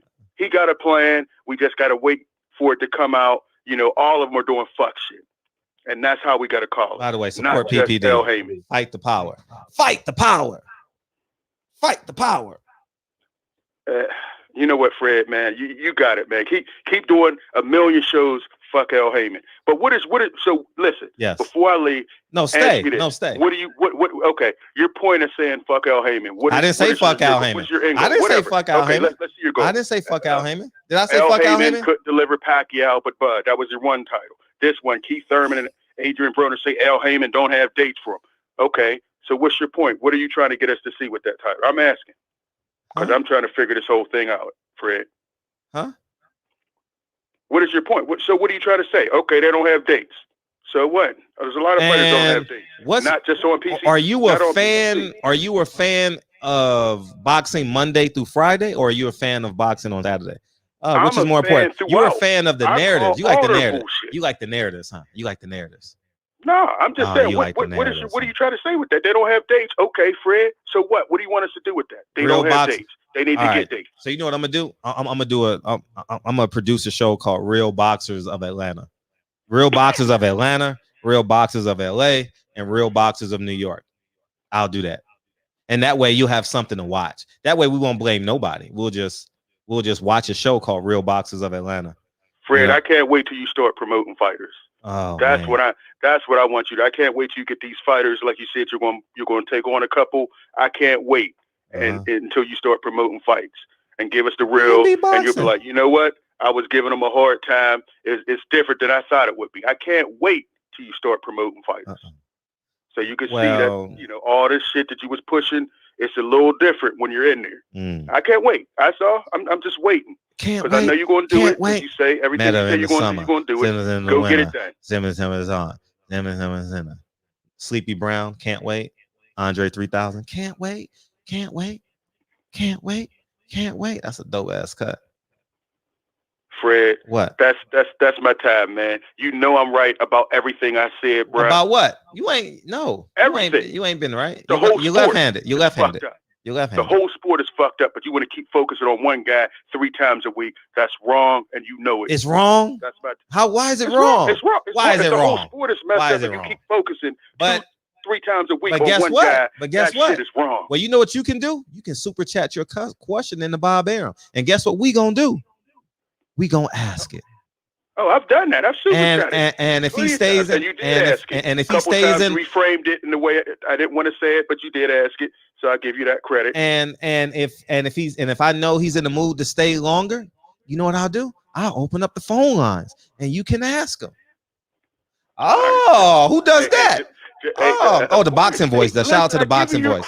Shout out to the boxing voice. Just don't ask they him do about that as Marvin well. Harris, Marvelous Hagler no more. Running him off, man. But listen, I give you your credit. I'm always supporting you, but that bullshit with El Haymon. How's the TV show idea? Real Boxers of Atlanta. The whole sport is fucked up. The whole sport is fucked up. That's all I want to say. How about Real Housewives of Atlanta? Real Boxers of Atlanta. You think that'll be a dope show? Produce away, man. Produce away, Fred. Perfect. You know what I mean? You got the hottest show on YouTube. Perfect. I'm sure that'll be hot too. Perfect. Yeah. But Real Fred, Boxers of Atlanta. Appreciate it. Stop the bullshit. Who should I get first? El Haymon. Who should I get? Who should I get first? Real Boxers of Atlanta. Who should I cast first? Whoever. Get one of Holyfield's kids. One of them will probably be boxing still. Okay. Get one of them. Get his son. Okay. Get his son. That'd be the first boxer to have. Okay. But gotcha. El Haymon got a plan. That's all I'm gonna say. What's the plan? You told me about the schedule. I don't know what the hell it is. I thought he had a damn schedule. So but why? I know he got a plan. Why are you not holding him accountable for the schedule? Thing. He stole all those fighters right from under De La Hoya's nose. He got a plan. Why are you not holding him accountable for the schedule then? I said he should have had a schedule. No, you didn't. No, you didn't. No, he didn't because you came in. Schedule out? Bob Arum, he gave you a couple fights, but he didn't have a full schedule. He has a schedule till July 10th. A couple fights, and at least we know got a couple fights announced. In April, the latest. They got till May 1st. Okay, and he got a month later. Nobody's putting out schedules. Do Matchroom got 2 months? The Zone got a couple more fights. 2.5 months. Still, nobody has a full schedule throughout the year. The Zone got a fight scheduled September 9th. Canelo, whatever date that is, Mexican Independence Day. Well, he got May and then possibly a date in September. But you know why that's important?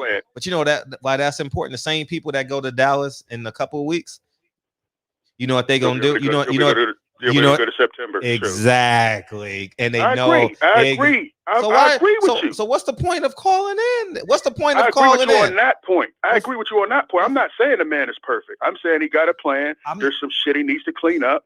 But everybody in the whole sport, even Triller got a date, July 3rd. Oscar De La Hoya is fighting. Whether you care about it or not, they have a schedule and we have options. You have the options to stay home, stay home, watch fireworks, or you can go watch that Peanut Chess Hill, whatever his name is. Go eat the hot dogs and shit. You might be interested in the hot dog eating contest, huh? No, hey, Fred, don't even go there. Yeah, you like the hot dog because you like the hot dog eating contest. Listen, Fred, I said what I said. You know I'm right. El Haymon got a plan. What is the plan? Listen. The fighters is happy, and we're going to get the big fight. No fighter is happy fighting once a year. I'm breaking news. No fighter is happy fighting once a year. All right. Okay, so they just, I said no fighter. No fighter. Yeah. No fighter. So why are you coming on me? So why are you coming on me then? So why are you coming on me if I'm right? Listen, how many fighters are fighting as much as Canelo? He's the only one fighting like that. I tell you who should be Earl Spence. I agree, but we don't know. He's coming back from that car accident. He just fought. He just fought, and he got another one with Ugas coming out. They're about to Ugas and him. When's he fighting? They're about to announce it. Tell me the date. Probably in June or July. One of those two. First of all, it can't be in June because Canelo's fighting May 8th, and ain't gonna be no money in the market, so it's not gonna be June. Okay, maybe July. All right, maybe July. Maybe, or do you know? I don't know. Tell me what you know, not what you think. Ain't that what your grandfather used to tell you? I don't know, But listen, I know he got a plan, man. Fondora is fighting.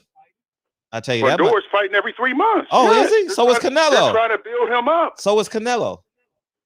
Okay, Canelo's the only big name fighting like Chris Colbert can. Well, if if Fondora can fight every 3 months, so can Chris Colbert.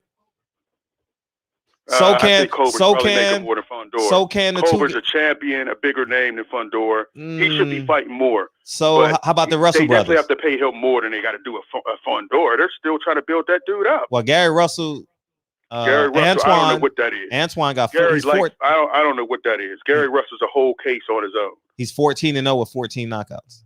I'm just saying. All right. Hey, Fred, appreciate you. I got to go. I got to get up early, man. I'm glad I was able to call in. I was waiting on you. Every time, I already know 2 times a week you got this L. Haymon bullshit. But let's do it 3 times. Again, how many times you want me to do it next week? How many times next week? Hopefully 0. Hopefully 0. He come out with a schedule and we good. But 2-3 times, that's too much, man. That's you get the haters, these people that hate on PBC and black fighters. It's not about black fighters. It's about fans. It's about being a fan of boxing. How much longer are you going to go without seeing when the Charlos fought? September, and it's April already. Canelo isn't the Charlos, Tank, Earl, and Wilder the stars of PBC? Yes, they are. Okay, who's the star? And they should be fighting more than once a year. Who's the star of the Zone?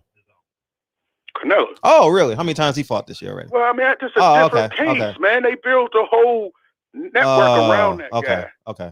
All right. I'm just asking for a friend.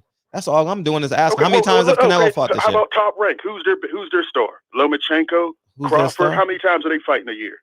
Well, Teofimo got a date before Earl. No. And he's not even fighting on ESPN. No, but I'm talking about dates. And that's my whole point. You don't have to. When is Bud fighting? Ha ha! Now you get it. We're going to come into America one. I'm not mad if they go to Triller. Ha ha! You know what I mean? We got Regis Pro Graders over there, so the market is ready. That's great. That's exactly what I'm saying. Bud Crawford fighting? How many times did Bud Crawford fight last year, Fred? 1 time. Okay. How many times did Lomo fight? So it's not just a PBC. And guess what I'm gonna do? Did you hear me ask Bob about how come he's holding Shakur Stevenson's career back? Did you hear me ask that question? Yes, I did. Oh my gosh! So am I holding Bob accountable? Wait, am I holding Bob Arum accountable? Did I ask him that question? You did. So what's the point? But you're able to ask him, but you're just with this stuff about. So tell Al to come on. So tell Al to come on then. Tell Al to come on. How about we do that? Coming on with you doing all this hate. Tell Al Haymon to come on. Tell Al Haymon to talk to his fans.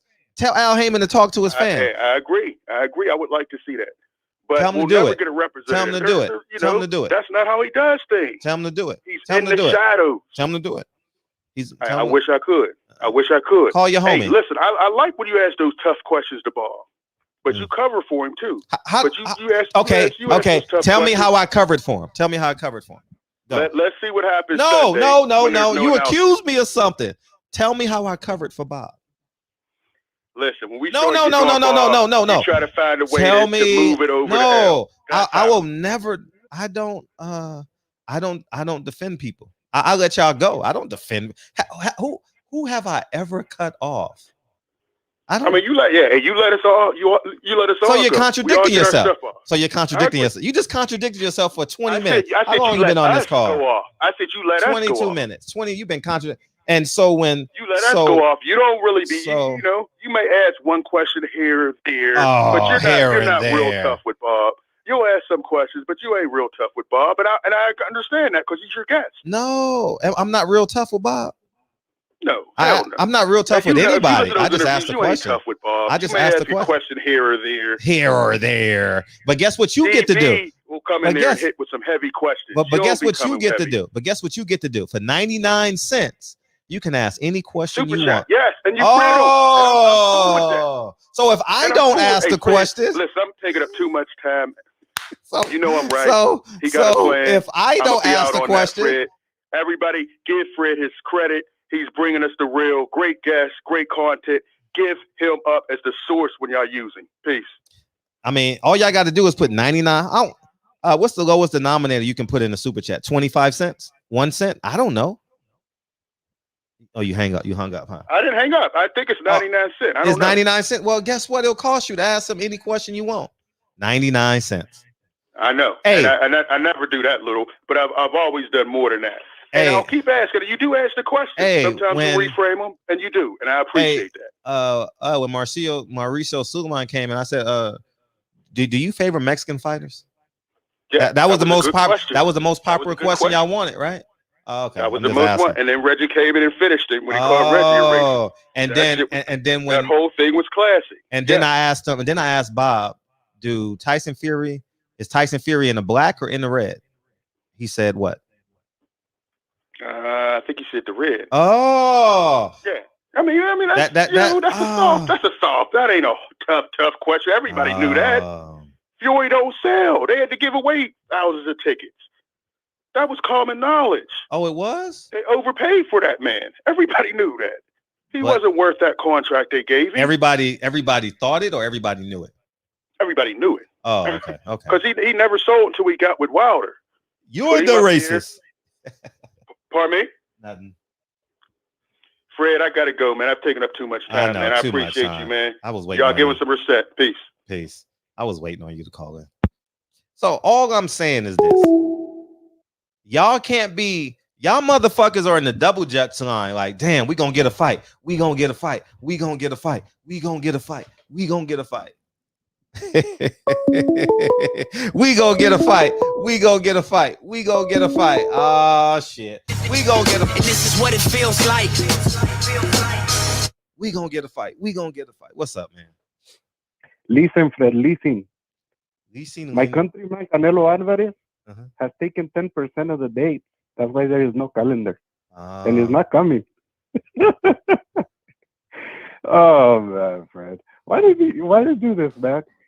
I remember vividly about a month ago when Adrien Broner fought. What was your title?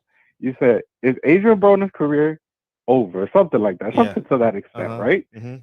People came on here, and I vividly remember this. After I went, people was steaming me on the chat when I was like, man, yeah, he done, whatever, right? Talking about he still make money. Are you hating on him because he's Mexican? Because I'm Mexican. All right, bet. These people act like I don't call up here like I only call up here to hate on black fighters. If Fred, you know that's not true. But regardless, and they were steaming me. But now they're gonna say, now he's done. Now he's done because he ain't got a date. Al Haymon don't want him. Al Haymon ain't gonna produce because he done. Keith Thurman is done. But for the longest, we've been hearing about, hey, they still ready, they still make money. Adrien Broner sells. So which one is it? You know what I'm saying? Like, these people don't realize, man, you literally they gotta go back and see. You press some dude up at Home Depot from Golden Boy. Watch the video. Oh my God, yes. I pull up on everybody. See, and that's the fun. Thank you. I'll let you go. Then I'm going to laugh. Man, I pull up on everybody. Go ahead. Listen, I pulled up on Mauricio Suleiman. Yeah. At the MGM about the franchise belt. Man, let's go through my pull-up game. Andre Ward. Who else you want to go up? Timothy Bradley pulled up on me. Respect to Timothy Bradley. Who else? And you drove 6 hours to pull up on Andre Ward. Eddie Hearn. I pulled up on Eddie Hearn. I done pulled up on Bob Arum 10,000 times. Matter of fact, I done talk Bob Arum so much. He said, man, I just want to get some sleep on the bus. So 2-hour bus ride to go see Timothy Bradley out in the motherfucking Palm Desert area. Who else have I pulled up on? The manager. The who? The snack. Oh my God! I pulled up on the snack dude. Oh my God! No, Kenny Porter pulled up on me. I didn't pull up on Kenny. I would have though. I go. Ain't no fear of me. Ain't no fear of me. Because I talk my shit. Exactly. And I pulled up on the snack dude. I'm pretty fucking consistent. I am pretty fucking. Instead of me, hey, I want y'all to know, I used to own maybe I'm saying too much because I don't know how it worked out on the. But anyway, let's just say I owned something in Toronto. Okay, I wanted to go to Toronto over going to Gary Russell's fight. Victor Conte, thank you. Now, when I heard that was who was fighting in Toronto that week? Badu Jack versus Stevenson. It was a draw. It was a draw because we ended up watching that fight. So what I'm saying is, I love Toronto. That's like my third favorite city in the world. One of my third or fourth favorite cities in the world is Toronto. I done spent a lot of money in Toronto. Me, Vince Carter, we done had some great times in Toronto together. Okay. Now, if you fast forward to that date, I had the option: go get Oscar De La Hoya or go to Toronto, where I done been 30 times and it's never let me down. You know what I did? I said, oh, Oscar is here. And you know what I did? And you know what happened? People from, what's the name of that company? Golden Boy was texting me. Oscar just got here. Don't you know I waited by the entrance for Oscar? Waited, but he came in the other way. And guess what I did? I put myself in position for 20 fucking seconds. And guess who got it? Y'all got it. So who keeps their word? Who holds themselves accountable? Who's the most fearless nigga who's the most fearless nigga in boxing that don't wear gloves? Me, nigga. So put some respect on my motherfucking name forever. Forever, ever. Don't associate integrity and pride with how well you can beat up a nigga, or how good you can pull a gun, or how well you can motherfucking eat sandwiches or bench press 300 pounds about a man's integrity who's consistent. I am consistent with the shits. Oh, we forgot about Steve Kim. Oh, he didn't know. Oh, Steve Kim didn't know. Hey, oh my, I ain't gonna go there, but I pulled up on Steve Kim. Y'all forgot I pulled up on Steve Kim. And who was I protecting? Carissa Shields. Andre Ward didn't protect Carissa Shields. What's his name? Terrence Crawford, all those guys who were in her camp and all that shit. They didn't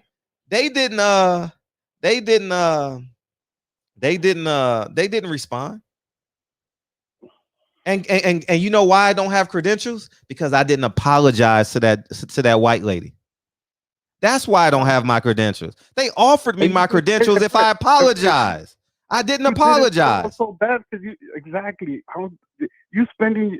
They don't understand. You spending your own money because you won't apologize. Yeah, because you're holding it to that. Thank you. Like, yeah, y'all need to appreciate this, man. You're right. Thank you. I'm glad you said it, because guess what? You know how much money I'm losing a month? I'm gonna keep it real with you guys. Well, I'm not losing it now because y'all support me a great deal now. But that year and a half from Keith Thurman till Deontay Wilder, you know how much money I lost on the Deontay Wilder fight? I ain't gonna even lie to y'all niggas. Y'all come to me for Deontay Wilder, Earl Spence, all the black fighters that we talk about. Y'all come to me. Y'all, I don't know why, but y'all do. All right. I probably lost about $2,000 to $3,000 that weekend because I didn't have a credential. Because it was the biggest fight in the world at the time. I didn't have access to everybody. If I have a credential, I have access to everybody because they do all the press conferences all week and all that shit. But you know why? Because I didn't apologize. All I had to do was apologize to that white woman. I'm not apologizing to her for what? Fred, just apologize. No, fuck her. Yep. So y'all call it what you want. Fred spends his own money, his own time, makes his own money, and says what he said he's gonna do. How long has boxing been racist? Oh, forever, right? They've been selling race, Fred. Yeah. That's what sells. And who holds them accountable? Who interviewed Abel Sanchez when he said black fighters don't sell? Don't y'all forgot we went live when Abel Sanchez said he came on my show and talked for an hour. Y'all forgot about that. Ah, interesting. They pushing this narrative on you, Fred. I know I know, but when it comes to Al Don't Haymon, worry, they're gonna hit me with some B1s in the chat right now. yeah, I just think that at the end of the day, y'all got to stay consistent, because when Oscar was full of shit, Oscar blocked me on Instagram. I talked about the nigga so much. You pulled up to that gym and hoping he was there. Fred, I've been following guys. you. I went to the dog. You pulling up on all these dudes. I lied for a year and a half. I lied for a year and a half saying, "Oh, Oscar is such a good fighter." Oscar, because I wanted that nigga that bad. Why do you think one of the reasons why I worked out at that gym? Because that's where they hold their press conferences at. I still Westside Boxing. Westside Boxing, y'all. I end up developing great relationships with them over there. I love them brothers. We're friends now. I love for you. We're like a pseudo family. But one of the reasons why I went there, because I knew I was gonna get Oscar's ass. No lie. Swear to God. That's what I'm saying, man. Like these people, and the other thing, Fred, you interviewing somebody, you have them on your platform. What they expect you to say? Like, that's bullshit, Bob Arum, not F you. Like, there's ways to conduct an interview. You can't be that abrasive. There's a reason why he comes on your platform. Mm-hmm. Now you're gonna ask him the questions, you're gonna give him the answers, but you can't be like, that's an effing lie. That's not how it works. Damn. You can't interview somebody like that. It don't work that way. Damn. I spent all in search of the truth. Not what's popular. Ellie, Fight Hype, no discredit to them, but they gonna do what's popular. Ellie say yes to everything they tell them. Fight Hype. No, I'm just saying, but they gonna do what's popular. Fight Hub, Fight Hype. Don't you know everybody trains in LA? Don't you know I have access to every gym in LA? That's not what I want to do.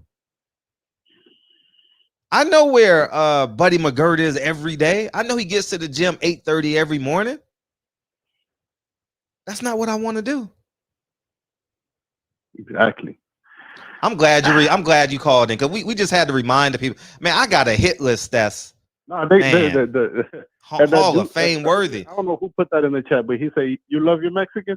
Nah, he loved the people that support him. I've been supporting Fred for a long time, calling in. Yes, you say I'm Mexican. I don't care. It's true. I'm Mexican. Yeah, but I support him. And then I support everything he does. And then guess what? Steven Espinoza.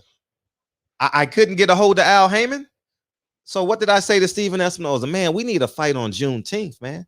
Who's the only person in the history of the sport to ask an executive about a fight on Juneteenth? This platform. Bob Arum and Steven Espinoza.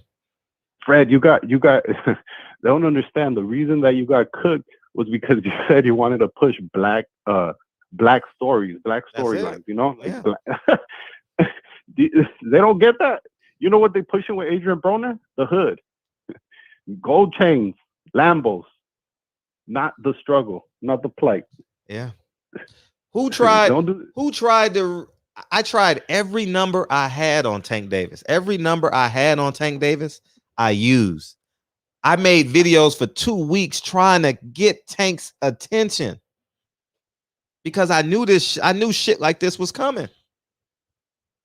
Fred, before you announced the accident, whatever happened, a month before that, we had a conversation. Yep. I told you it was up with Tank. Yep. Like, I'm trying to get before these people even knew, baby.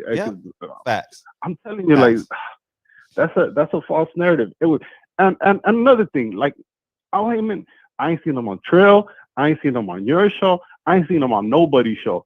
So it's not like he care about us. At least Bob Arum come on here and say, F the fans. Shit, we know where he stands. And, you know what I'm saying? And guess what, y'all? If I miss a question, it costs you 99 cents. Or you can DM me. Or you can DM DB. Or you can DM PPD. This is a free. I don't believe in censorship. If you want to call in and curse out, my website should be up this weekend. God, keep your fingers crossed. And guess what? We can say any fucking thing we want to on that motherfucker. And I can't wait. And I can't wait. I can't wait. Because I got some things to say about the LBG ABCD team. You know what I mean? And I can't say it on here. Oh, yeah. Yeah. Yeah. Man. But yeah, man, I just had to come in here, Fred. And Thank I you, came man. into I this late, appreciate but I heard that and I was like, man, nah, that's not true, bro. That's not true. I've been watching shit. When was that home? I've been watching for a long time, Fred. And that's not true, bro. So, nah, keep your foot where it's at, bro. Let these boys know what's up. So, and whatever it is, I don't care, bro.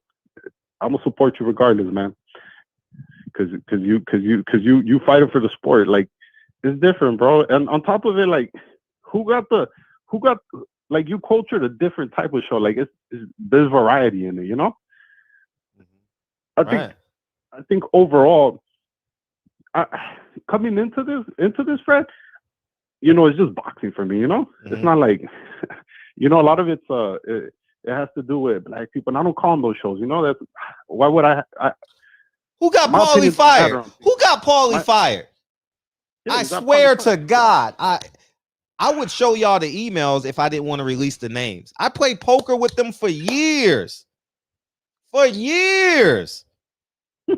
and Brianna and Elle can tell you, when I saw that last year, I said, I'm gonna get him fired. I got the nigga fired. I know my email, nigga. Those Jews don't be saying what they doing on Thursday night. I see them. I play poker with them. They like girls. They pay for girls. I seen it with my own eyes. All them executives that be on Fairfax and what is that street? Yeah, I play poker with them niggas. So I knew Paulie was gonna be gone. I know they got fit. I know they owe me a solid.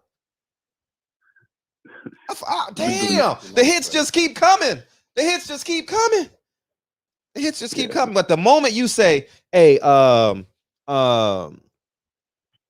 Tony Harrison hasn't fought since December. Gary Russell, his brothers ain't fought since God knows how long, since last September, I believe was his last fight.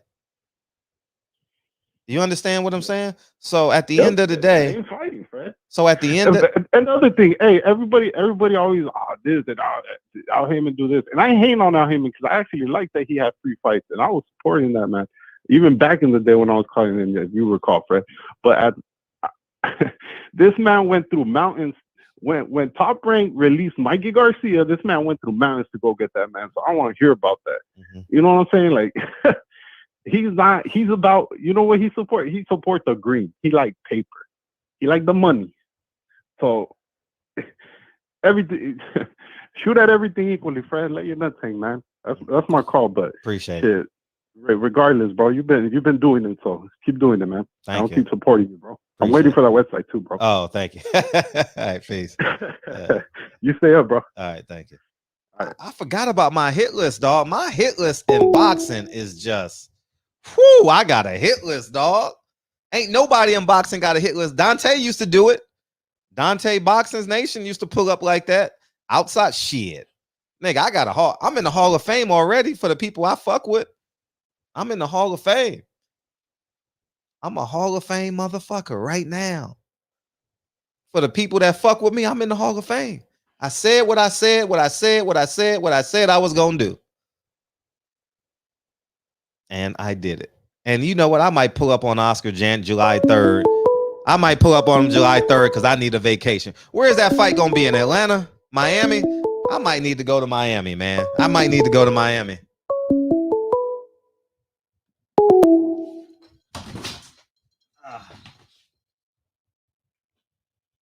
Oh man, where we at?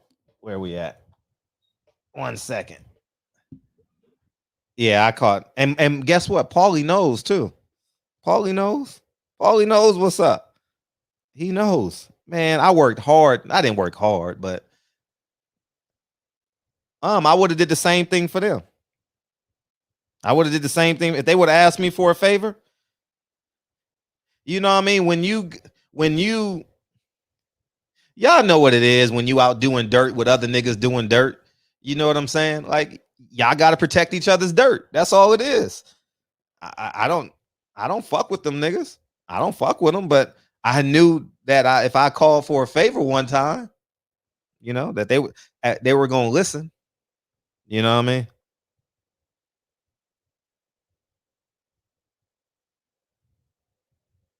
But at the end of the day, all I want to say is For real. No lie.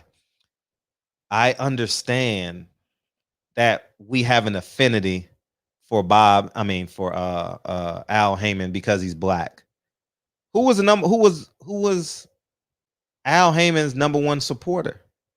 When Al Haymon was in that crisis with the courts and stuff, when people were suing him, I was at Bob Arum's neck.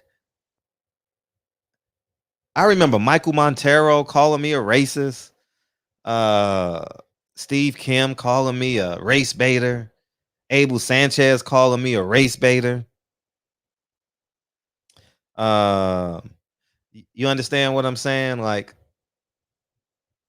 man. Oh, I'm going to poker probably this summer. You know what I mean? Probably this summer. You know what I mean? Somewhere in there.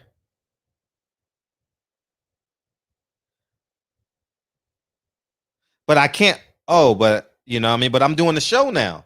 So I mean the games are at night. So I can't go. You know, it's at a mansion somewhere in the valley.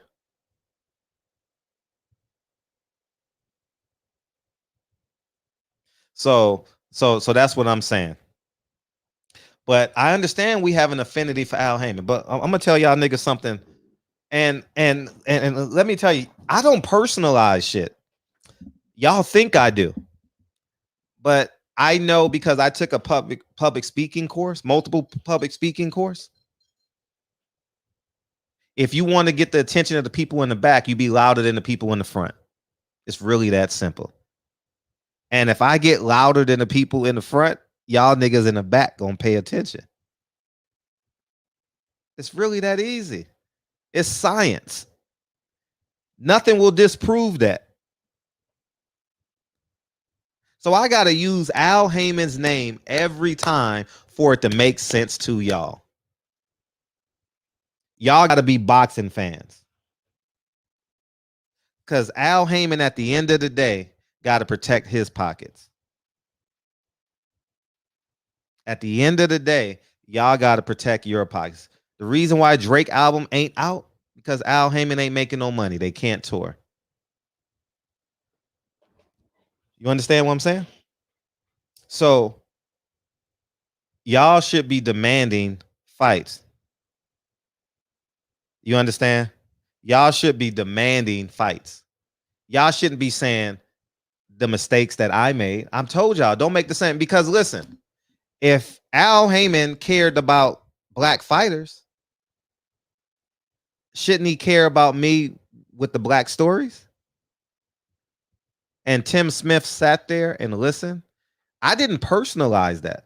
I didn't take that shit personal. You know what Fred do? Just make an adjustment. If I carried all the pain that I had every day, I'll be 4'6", depressed, sad, sitting in sorrow, all that shit. I just make adjustments.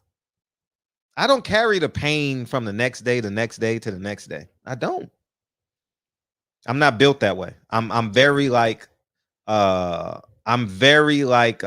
end goal oriented. Okay, he knocks me down. He beat me up. What's the adjustment?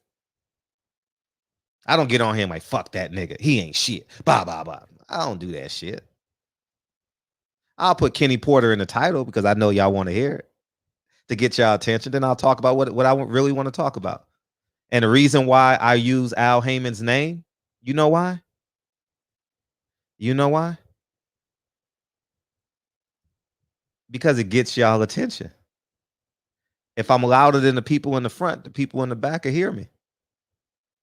Y'all niggas don't get it. Y'all niggas don't get it. So, at the end of the day, y'all, man, I appreciate it. I got haters in here. Oh man, I got haters in here staying the whole night with me. I appreciate y'all. I got some boxing sexuals in here, man. I appreciate y'all, man. I appreciate y'all. I truly appreciate y'all coming in and staying the whole 2 hours. What is that? What's up? What's up, man? Listen, I didn't that shit wasn't funny earlier about all of that hanging up, but one of the things I wanted to say also about yesterday, I wanted to mention this too. You mentioned on many occasions that you don't like people answering with yes or no, with an isolated just a solid yes or no without supporting the answer. And that's what you wanted yesterday.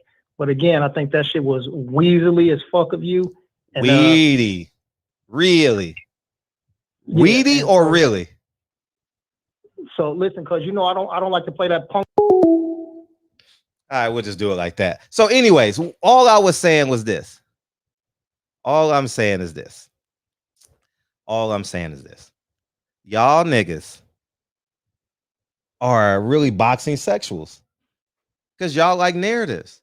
Because at the end of the day, it's about your dollar. It's about your dollar. It's about your dollar. It's not about, And this is what it feels like. It's not about Earl Spence dollar, Deontay Wilder's dollar, Tank Davis dollar. Because Tank Davis gonna show you what he do with his money. He gonna get Lamborghinis. He gonna get those platform shoes. He gonna get 4 gold chains. You know what I mean? What's up, man?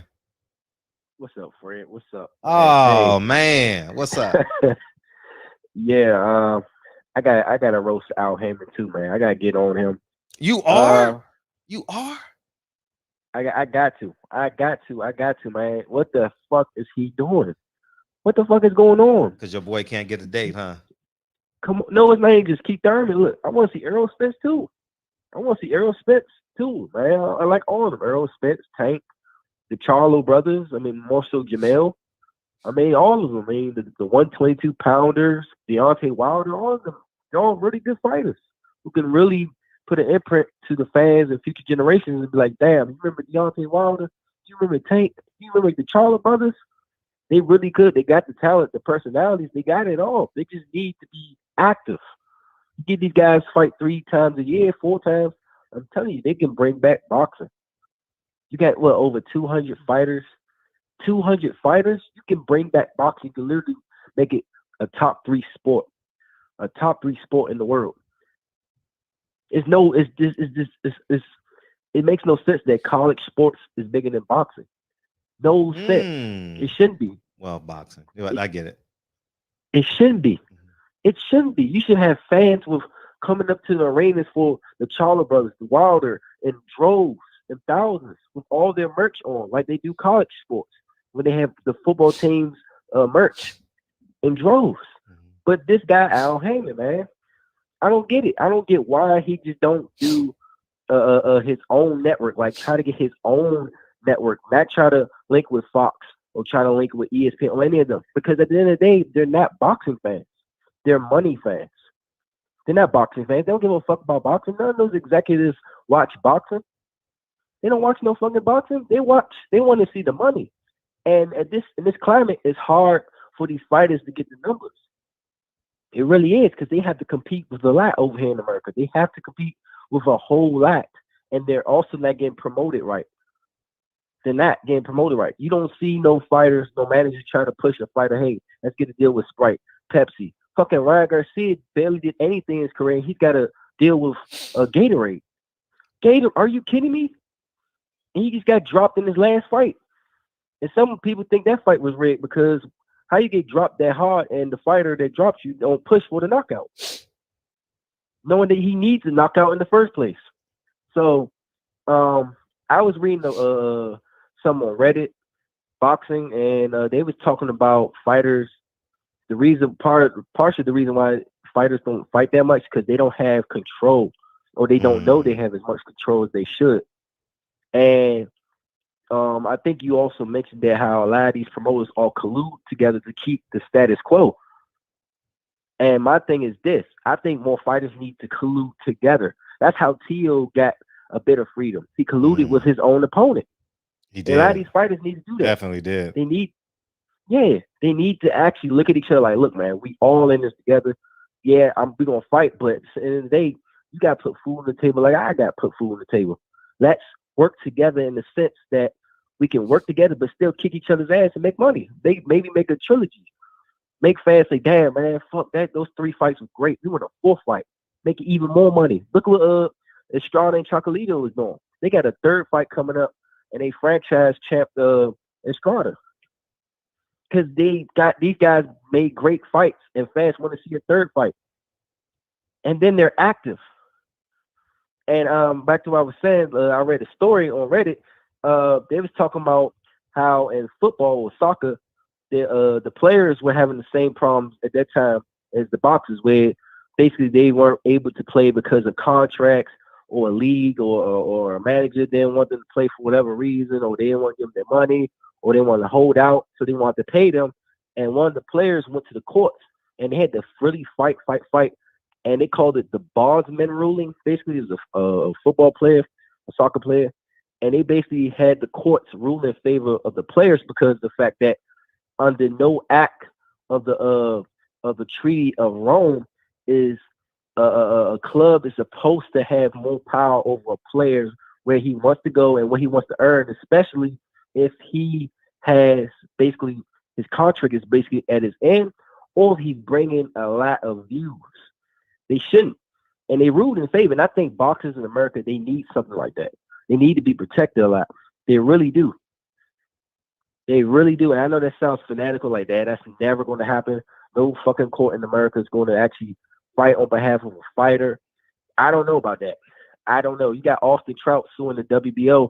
Hope he wins. Yeah. Shout out to Austin Trout, man. I hope you win, and I hope you sue them bastards until they don't exist.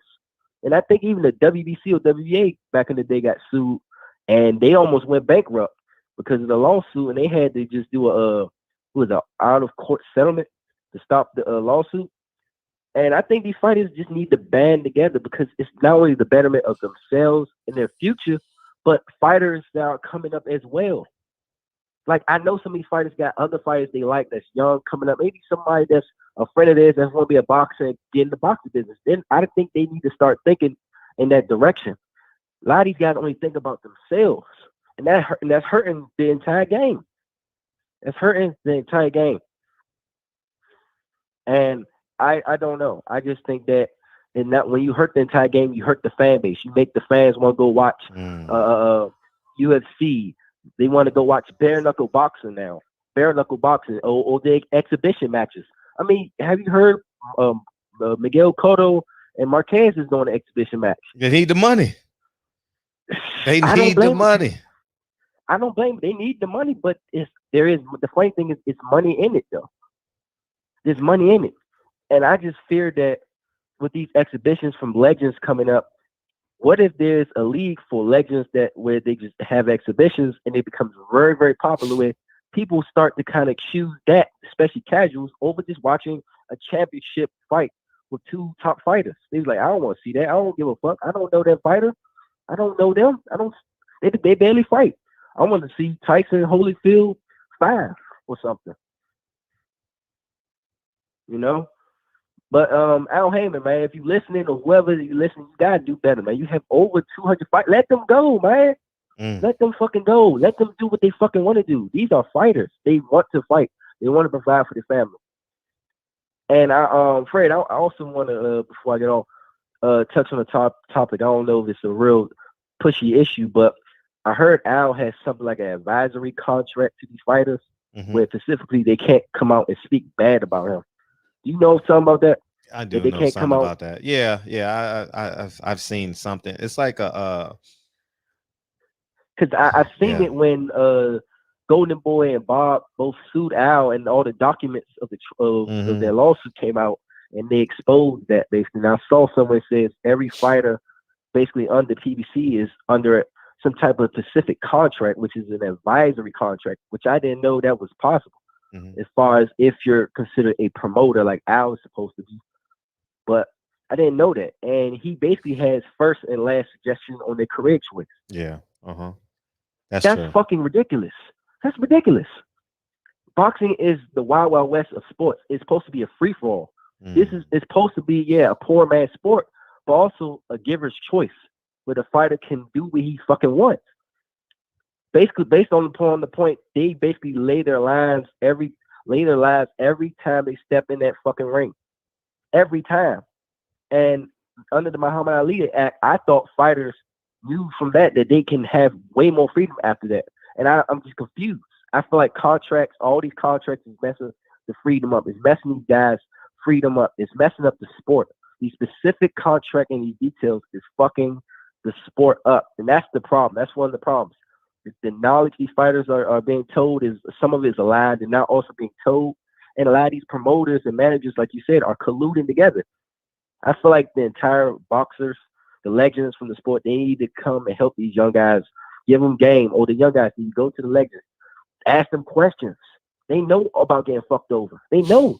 Tyson on his hot boxing has talked about he's got contracts where he had fights where, hey, if I don't do this, guess what? They're going to let me go. Or if I don't take this fight, they're going to drop me. They're going to lower my pay. And I'm like, what the fuck? Really? He had those type of contracts in his fights, his deals? I didn't know that. I didn't know boxing had so many weird contracts. And I think those things and the fighters not knowing what they should know is hurting the game, and it's hurting us as fans. I want to see all these guys fight 3-4 times a year. I really do, like you do and everyone else in the chat. I don't give a fuck about no promoter beef, network beef, and this Twitter talk. Fuck that. We want to see the fights. I want to see these guys be great fighters and bring back the old days. You know, Marvin Hagler can smile down and watch all these guys could be great just like him or similar to him. You know, and it's sad. It's sad to see that because these guys really, some of them really want a legacy, really do. But like you know, like I said, and I think you said before, these promoters, the people who are in this game who wants to keep the status quo are colluding together. We all think they don't like each other or hate each other. Maybe they do, but they want it to stay the same because they have the control. Fighters need to realize y'all have way more control than you think you don't. They need to realize that and wake the fuck up and stop sitting on their laurels and say, I don't have a date. I'm waiting. Teofimo just gave y'all part of the blueprint. I don't understand that shit. I don't understand it. And they still waiting, man. And you know, that's all I gotta say, man. Al Haymon, man, you gotta get this roast, man. You gotta get roasted. You gotta call it a buck. Al Haymon, Bob, Eddie Hearn, all of them, man. They all got their own fuck ups and shit. But this is ridiculous. He has over 200 plus fighters. That don't make no fucking sense. Make no damn sense, man. Make a deal with another network, something. He got connections. But that's all I gotta say, Freddie, man. Keep putting your foot in their necks, man. Keep doing you, man. You're doing a hell of a fucking job. And you know, we're gonna keep this thing rolling. Appreciate you. Appreciate you. Oh man, as we getting back to let me hang up real quick. So let's get this straight. Are y'all satisfied? For real, are y'all satisfied with fights being announced 2 weeks in advance, 3 weeks in advance, or would you like 8 weeks, 10 weeks, 12 weeks to know what you need to do with your money? Or if you got 3 kids, where you need to put your kids, you know, or do with your family, or you want to plan a family vacation around the fights you want to go to.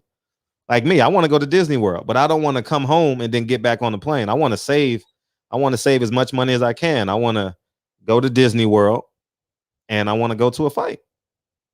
I'm just saying, you know, 8 weeks is fair. 8 weeks is fair. 8 weeks is fair. You know, it's I think 8 weeks is, I say 3 months, but I'm definitely satisfied with 8 weeks. So at the end of the day, I think 8 weeks is fair because people got to save money. It ain't like we got like, how much does it cost to go to a fight? An out of state fight. What's the average? Would you say 1,500? So let's say you come in way in, and so you got 2 nights hotel, because you definitely want to be in that city on Friday night, right? 8 weeks is fair. 8 weeks. 8. So it's, I say 12 weeks. So you say 2K. Who got $2,000 can just pick up and just go? That's hard to do.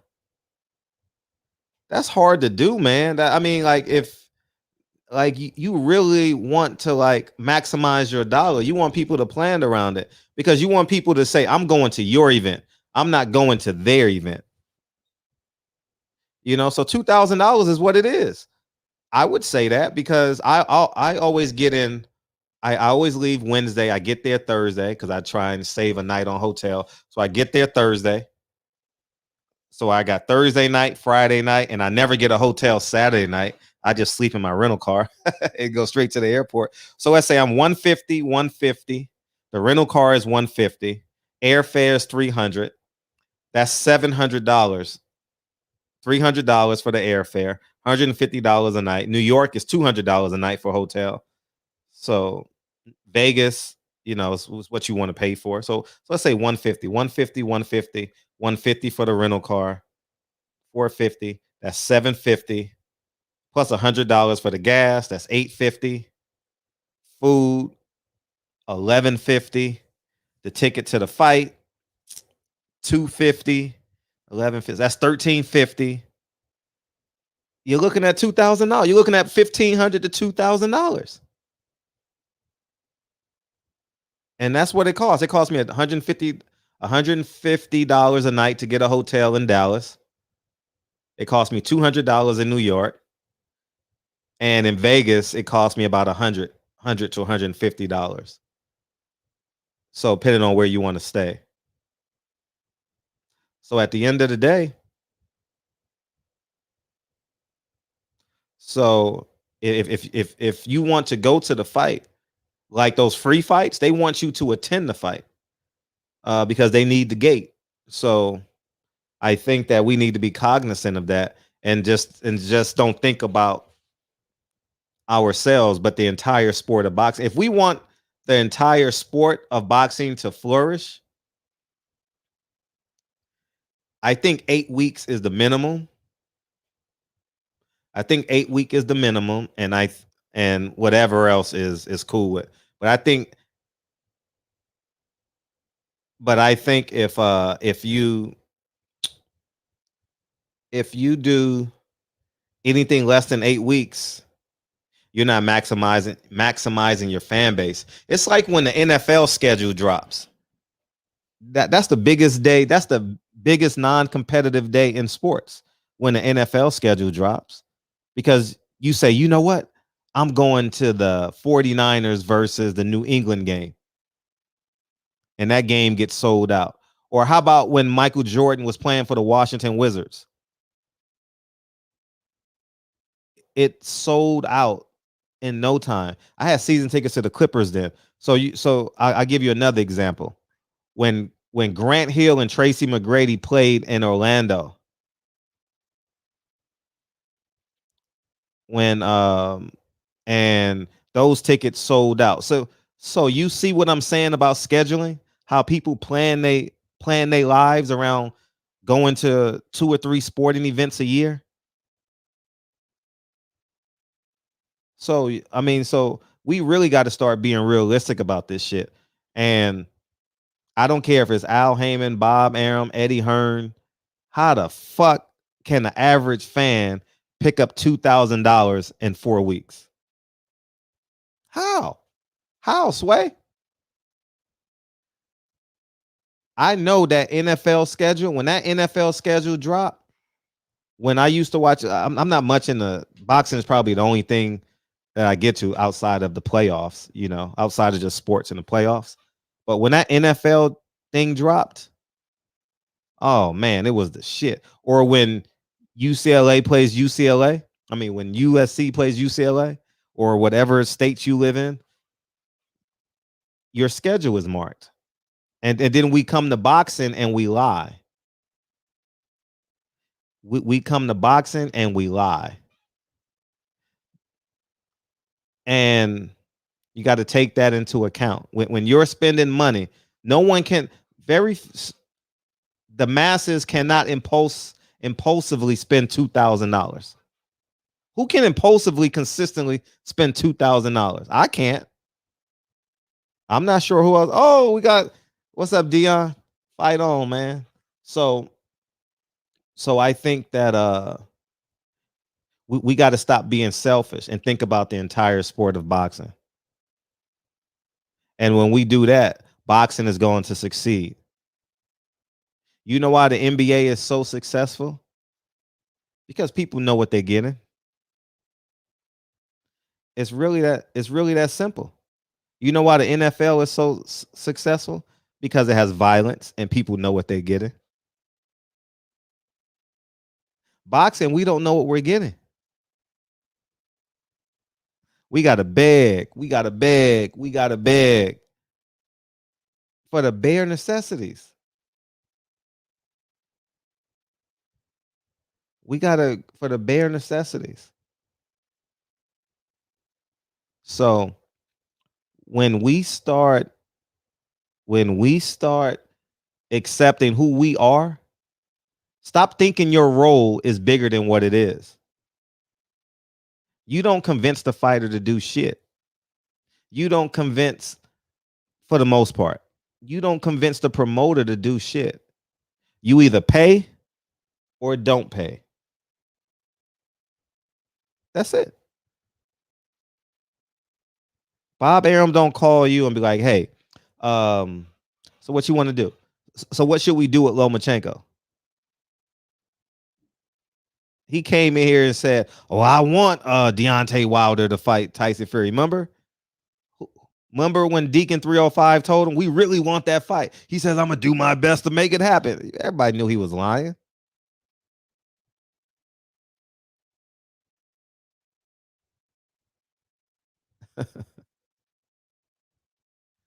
So we just sit here and you are a paying customer or a non-paying customer.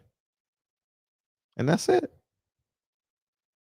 I know when the Nets are playing the Lakers.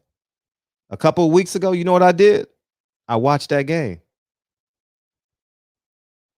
I watched it. The Lakers lost. I haven't watched the Laker game since. For real, I haven't. I know where New Jersey.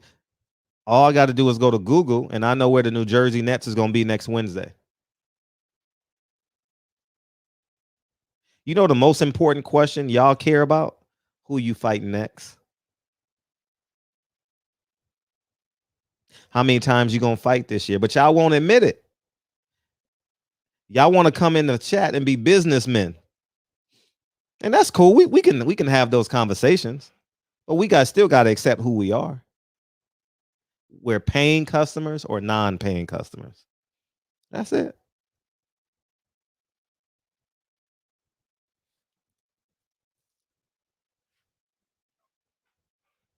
So, they off next Wednesday? Yeah, and I'm tired of paying too. I want as much as I can get for free. I watched March Madness the other day. That was free. But I know what I'm getting. Win in advance. Now UCLA is in the Final Four. They play Gonzaga, right? Something like that. And Baylor is playing somebody on the other side.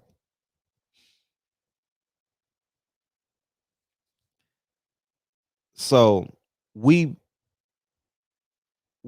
paying and not getting nothing in return. Like there's no compound interest on the fight ticket.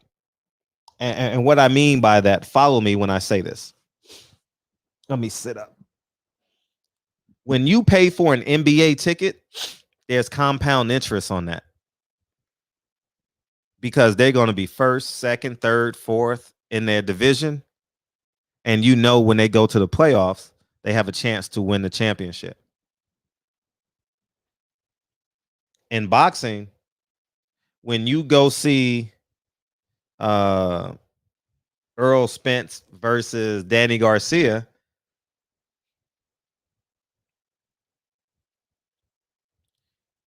you're hoping that he unifies in his next fight. You're hoping.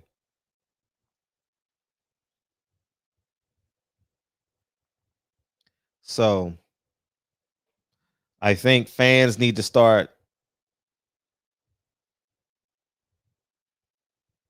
Yeah, I wish I could be as honest as I can. Like we really got to start banging. And you know how we get what we want? We stop paying for the bullshit.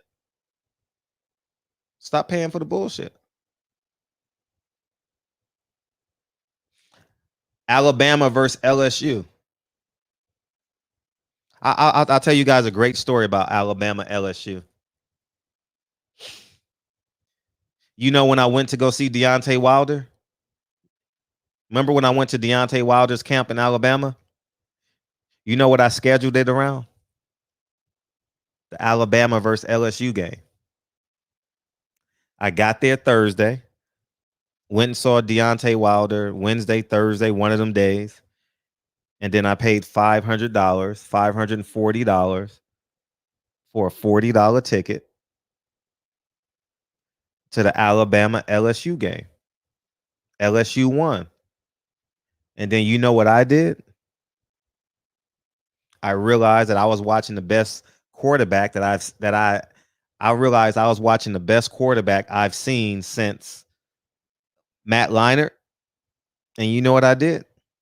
I bet the house on him and I got my money back. I didn't bet the house, but I bet like a front door or something.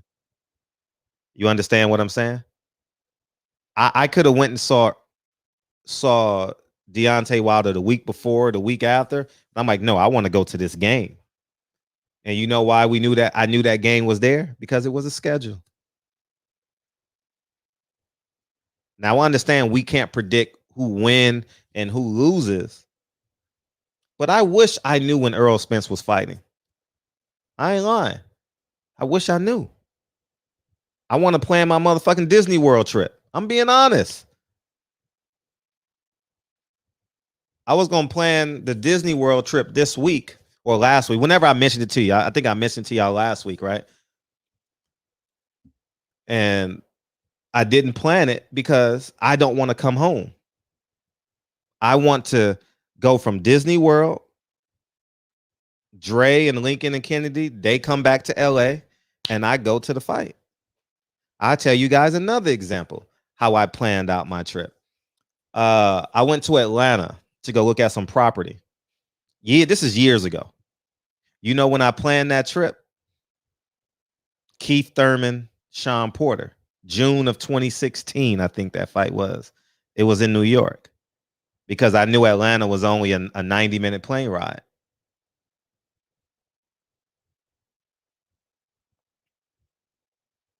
So I hopped on a plane, paid $99, $97, whatever it was, hopped on a plane in New York, and I went to the fight. True story. It was one of the greatest fights PBC has ever put on. Keith Thurman, Sean Porter. Barclay. No lie. The greatest. The greatest. So July 3rd is a tough weekend to put on a fight. You know, it's a tough weekend, you know, because now you're Xing out the Patriots and, you know. But yeah, you get what I'm saying. Yeah, I get what I'm saying. But I understand that we're holding on to that mantra. Like, we make the decisions for these fighters. You don't. You make the decisions as a fan. And that's it. And if the fans, if you're not getting what you want, then you got to do something about it. But we just sit and just take it and take it and take it and take it and take it and take it. And then we get to the point of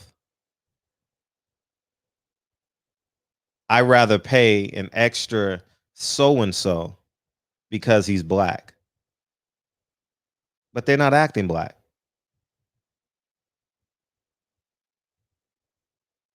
And then we hold the white man to the black man standards. Case in point. The chat got mad as hell.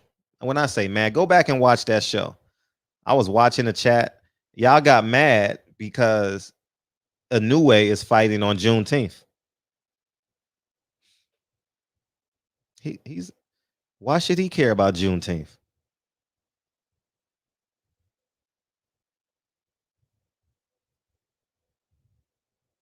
So at the end of the day, I think that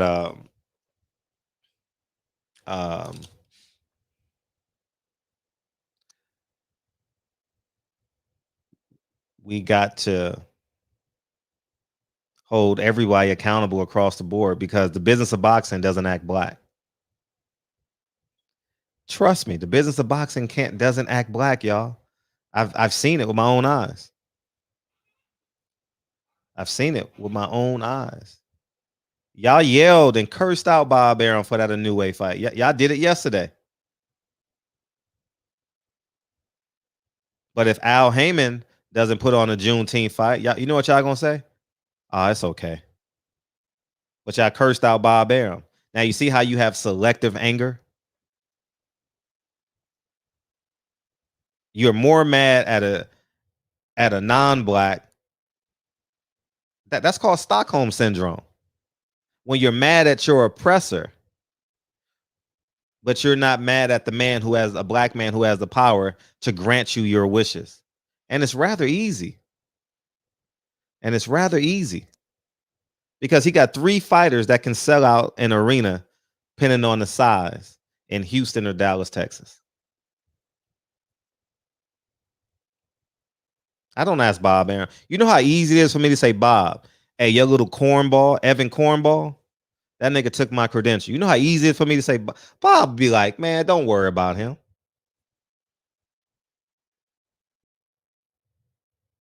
I've never asked him for my credential. I've never asked Bob for my credential back. Not asking him for shit. I'm not, no, nah. How about you help me build what I'm trying to build over here? How about you help me build this? We're going to shift the paradigm now. That's what we're going to do. We're going to shift the paradigm. But that's Stockholm syndrome. Because June 19th is going to come. And if there's no fight, you know what y'all going to say? It's okay. We're going to give him a chance. And then, but you know how many times and so many words y'all said, Bob Arum don't fuck with black fighters. Here, we got a chance. Juneteenth will be the biggest Juneteenth in the history of America's existence. Juneteenth this year will be the biggest celebration in the history that day has ever had. Trust me.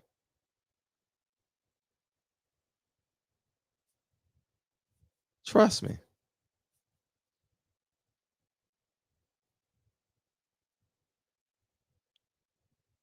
We getting off of COVID, and if Derek, I can't pronounce his last name right now, but if he gets convicted,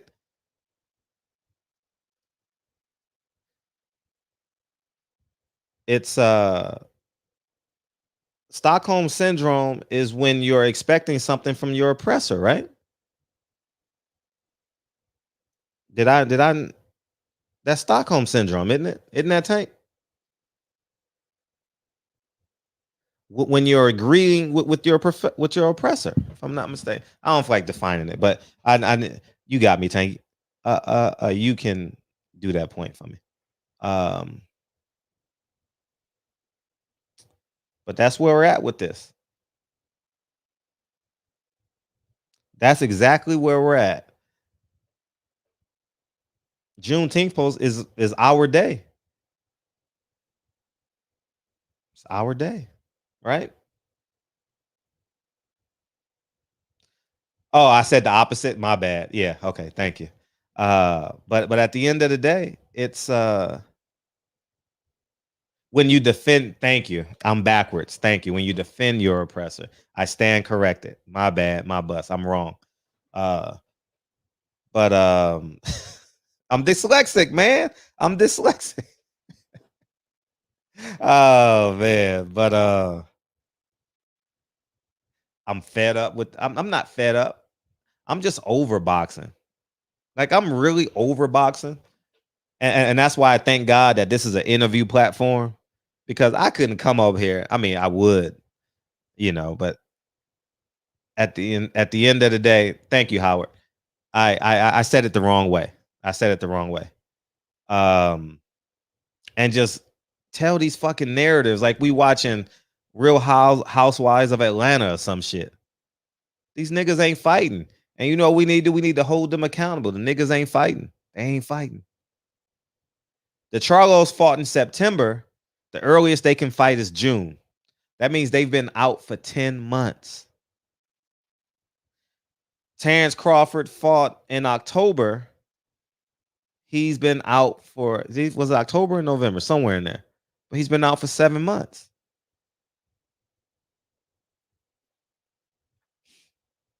If you're a Sean Porter fan, Sean Porter hasn't fought since August. And it's April. So the earliest he can fight is June.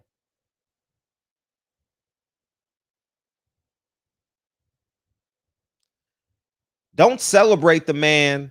See, here's what I know. Here's what I know. If you're going to celebrate him, then you reward him with accountability.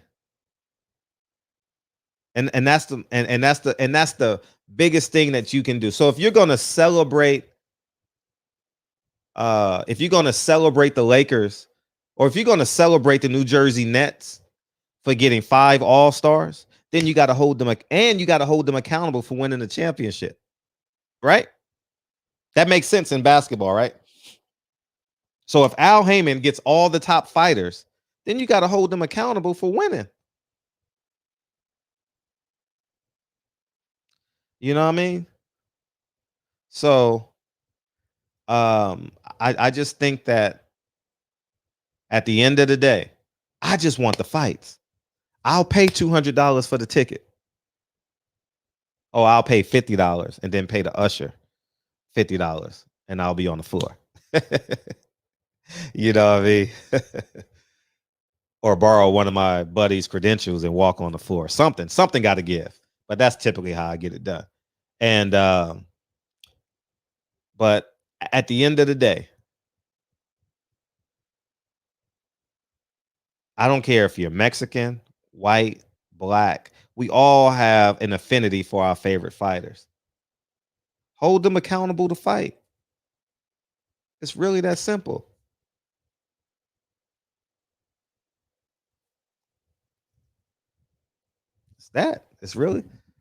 That's it. And when we do that, then we can come over here and really let our nuts hang.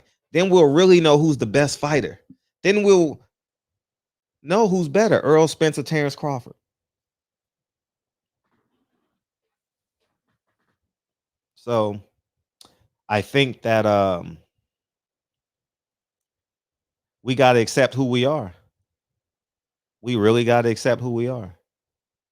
And when we accept who we are, then we can enforce our power. But we trying to play 40 different roles. We want to be the matchmaker. Then we want to be the promoter. Then we want to be the manager. Sometimes we want to be the fighter. And then we want to be the fan. How many roles? God damn. We taking on 5 or 6 different roles.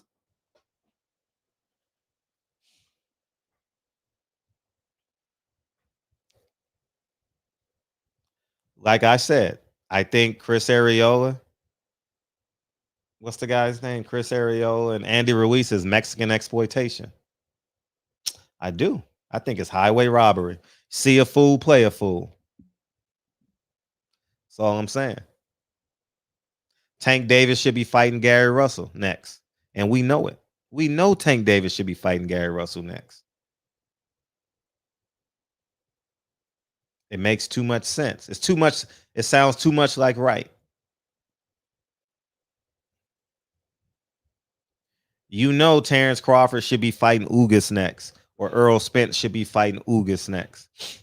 We know it, right? That's just the way it goes. We got it right at 140.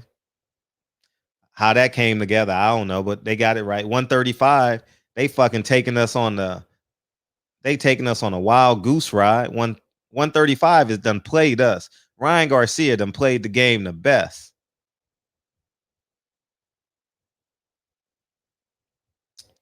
$154. I don't know what's going on. 154 is the best division in boxing, man. 122 and 154, love those divisions. But we sit and just say, oh, Tony Harrison, you ain't fought in a year. Jared Hurd, you ain't fought in a year. Munguia, oh no, Munguia is at 160 now. Teixeira, you can hold on to that belt and not fight anybody. And the list goes. There's too many fighters at 154. That shit is a hot ass division. 160. We should have been had Triple G and Canelo. Triple G and Charlo.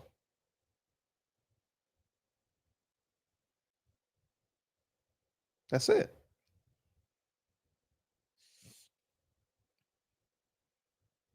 $168. We should have had Benavidez versus Plant. Why we didn't get that fight a year and a half ago? Because we accept it. That's really that simple. We accept it. That's a big fight. The same way we missed out on Hurd and Charlo. Whose fault it was? We just didn't get the fight. Oh man, you talk about an explosive fight. Hurd at the top. Hurd at the top of the division. Charlo want what he has. He's still in the mood to prove himself. And I respect Jamel Charlo. I saw a picture of him today. He's still in shape. The nigga's still in shape, man. I saw a picture of him with all his belts. It looked like it was fairly recent. It looked like it. The nigga is in shape.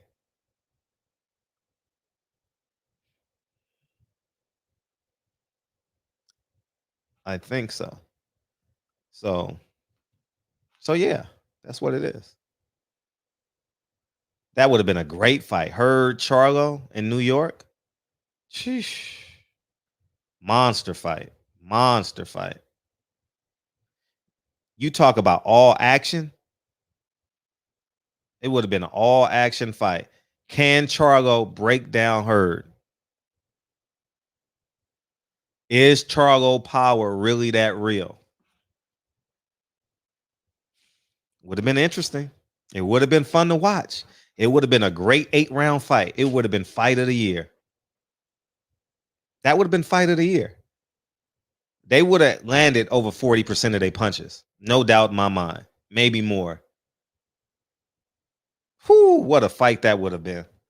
Shout out to the Hurd family, man. Rest in peace to his father, man. Awesome dude. And yeah, man. It's oh, Jaime McGee is fighting? Jaime McGee versus Selecki. That's an interesting fight. At 160 though. Selecki's 154. So am I right? Is he more of a 154 guy? I just started following him. We'll see about that fight. That's an interesting fight. McGee ain't got no defense. So at the end of the day,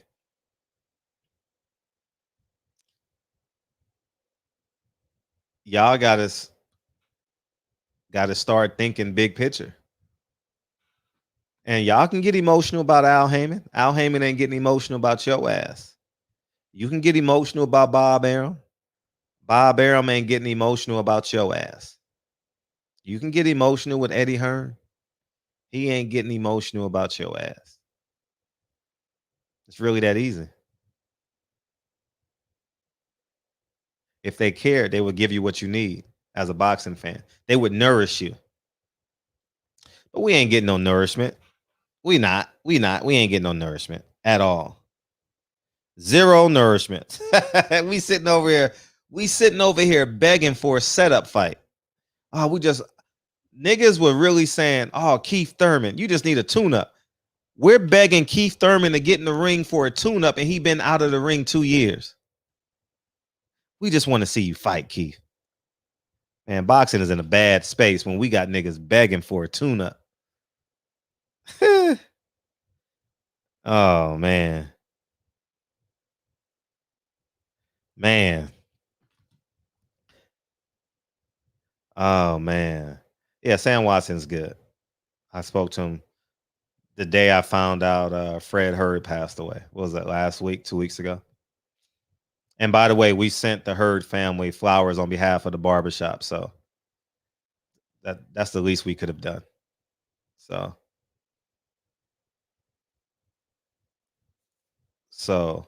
at the end of the day, I think that we got to be fans, man.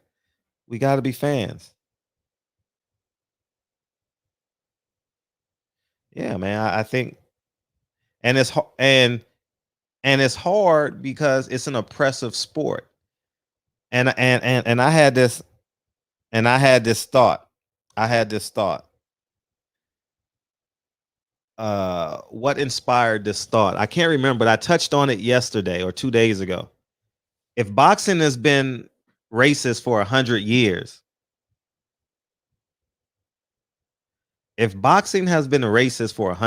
Jack Johnson, right? Why is it still racist?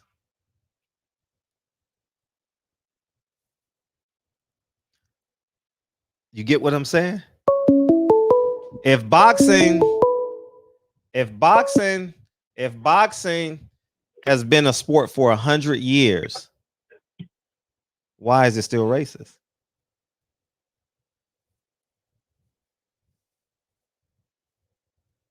Yeah, go ahead. Hello, caller. Can you hear me? Yeah, I hear you. Yeah, I don't know if you trying to mute me or whatever that is, but anyway, man, all the bullshit from earlier, man, you know how I feel about it. You know that I take the minister very serious. I take Islam serious. You know what I'm saying? And all my black people, period, I take seriously. I just want to make sure you understand that. You do understand that part, right? Yes, sir. Okay. So, yeah, go on and tell them. Nah, you tell them, nigga. April Fool's, bitches. Oh, man. Yeah, hey, hold on. Look, I want to say this. I want to run down the list of these names, though. Shout out to my brother Eli Zachary, Taylor Bell, Kevin Brower, Anthony Dean, Young Murph, E1K, Kenlon Jones, G Brown, Gump 88, PGH Big Dog, and Jay Gibson. They was riding for me. Oh, they were? You know they were? Yeah, they was riding for me. Like, Fred, you wrong. Hey, Taylor Bell, hey. Taylor what was he saying? For me like a motherfucker, boy. What was he saying? He like, yeah, you need to go over there. He shouldn't be doing this shit to DB. He said that. I wasn't reading his ass. I was kind of in a daze. I was in a glaze. I wasn't really reading the chat. Oh, but yeah. So yeah, but PGH and G Brown, they picked up on this shit earlier. Oh, okay.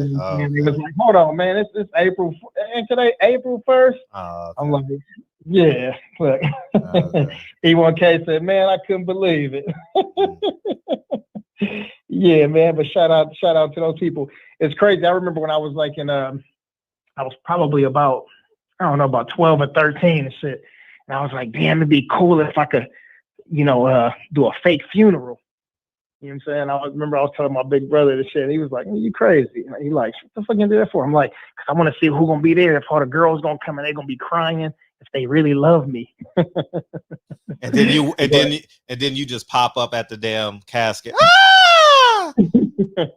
Like, you just be watching from the back of the, you know what I'm saying? Like, watching from the back of the building, you know what I'm saying? Zoomed in, like, okay, cool.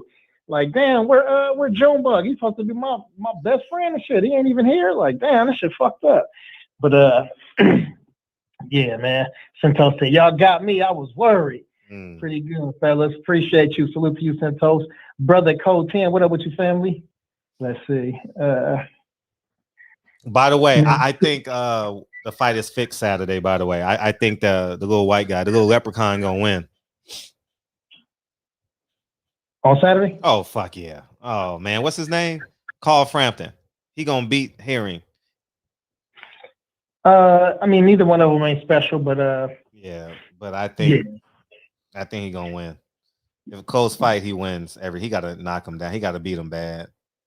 Where the fight at? Dubai.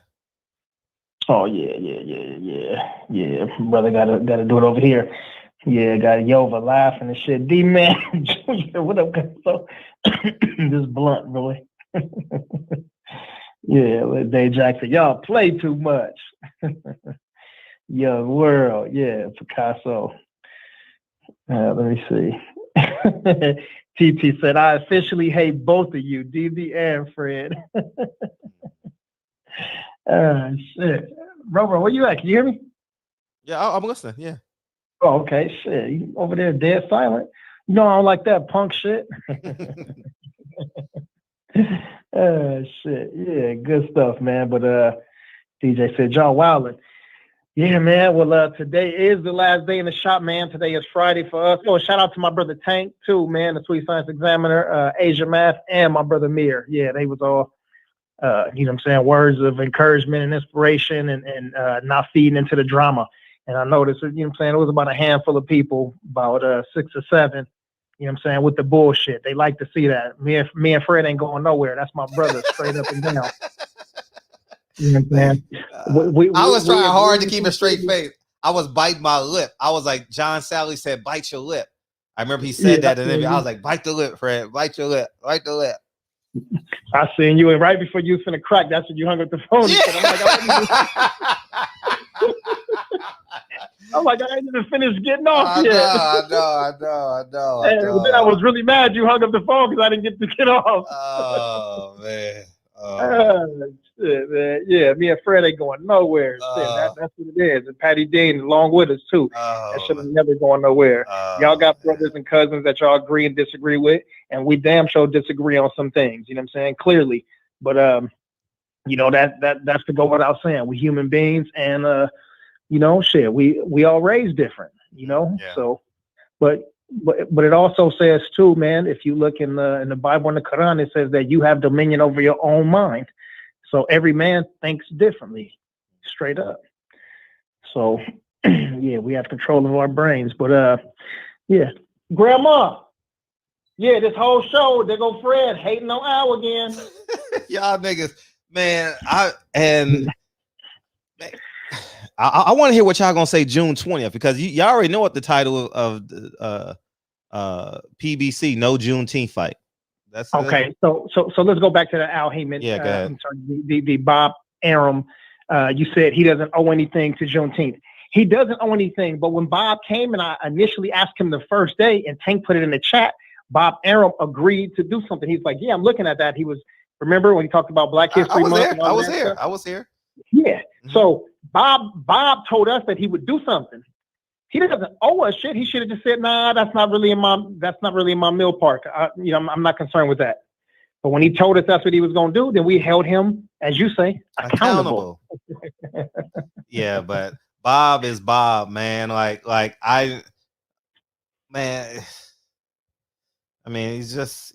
He's 50% truth, 50% narrative, you know? Yeah, no, but I'm just giving the response to that, because you said he doesn't owe us anything, and why does Juneteenth matter? It shouldn't matter, but he should have just came out and just told us that. So that's it too. But you said AB looking for fight dates. Well, listen, man, here's the thing. Number one, AB asked for a whole lot of money. I don't care what network he's fighting on. He asked for a lot of money, right? More than the performance. Right now, for sure. Definitely the performance is bad. Okay, cool. Not only that, but AB just fought in February. What's that, 2 months ago? Shit, that's what schedule we typically on. 4-month schedule, 5-month schedule. I understand, but hold on.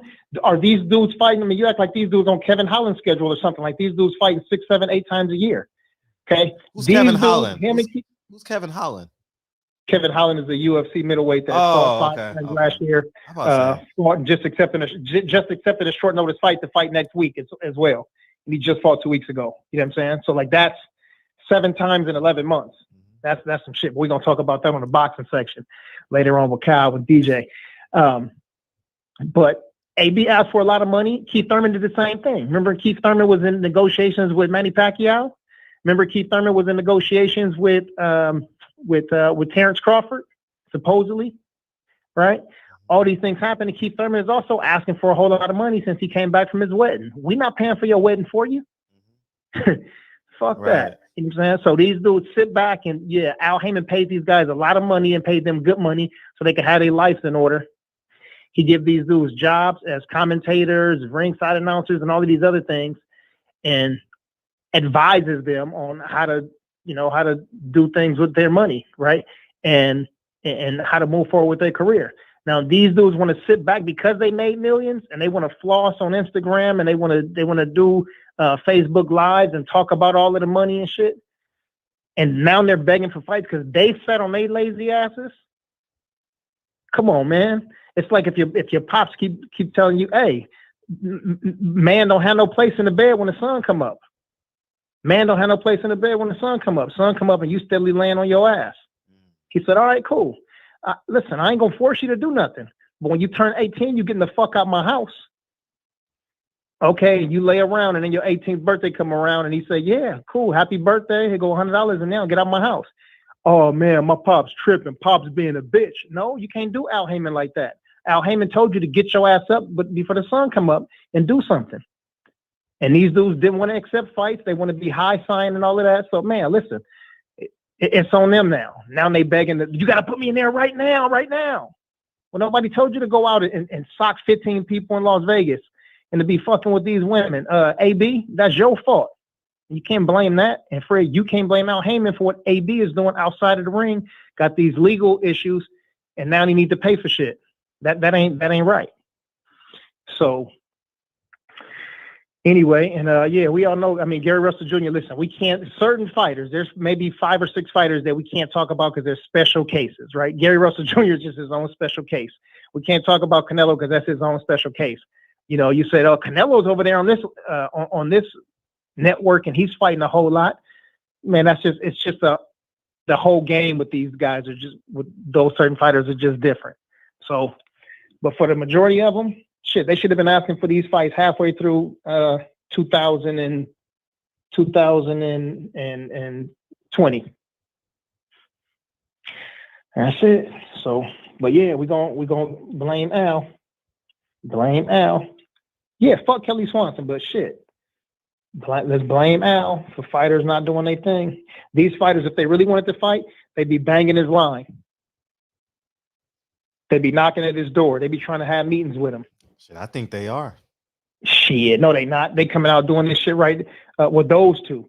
Well, I don't know that. I can't say that they is or they isn't because I can't speak on what I don't know. No, I want to believe that they are. Like I want to believe that they are. I'm not anti-fights. I'm all in holding people accountable. No, I'm not anti-Al. I'm anti everybody who ain't giving me the fights I want.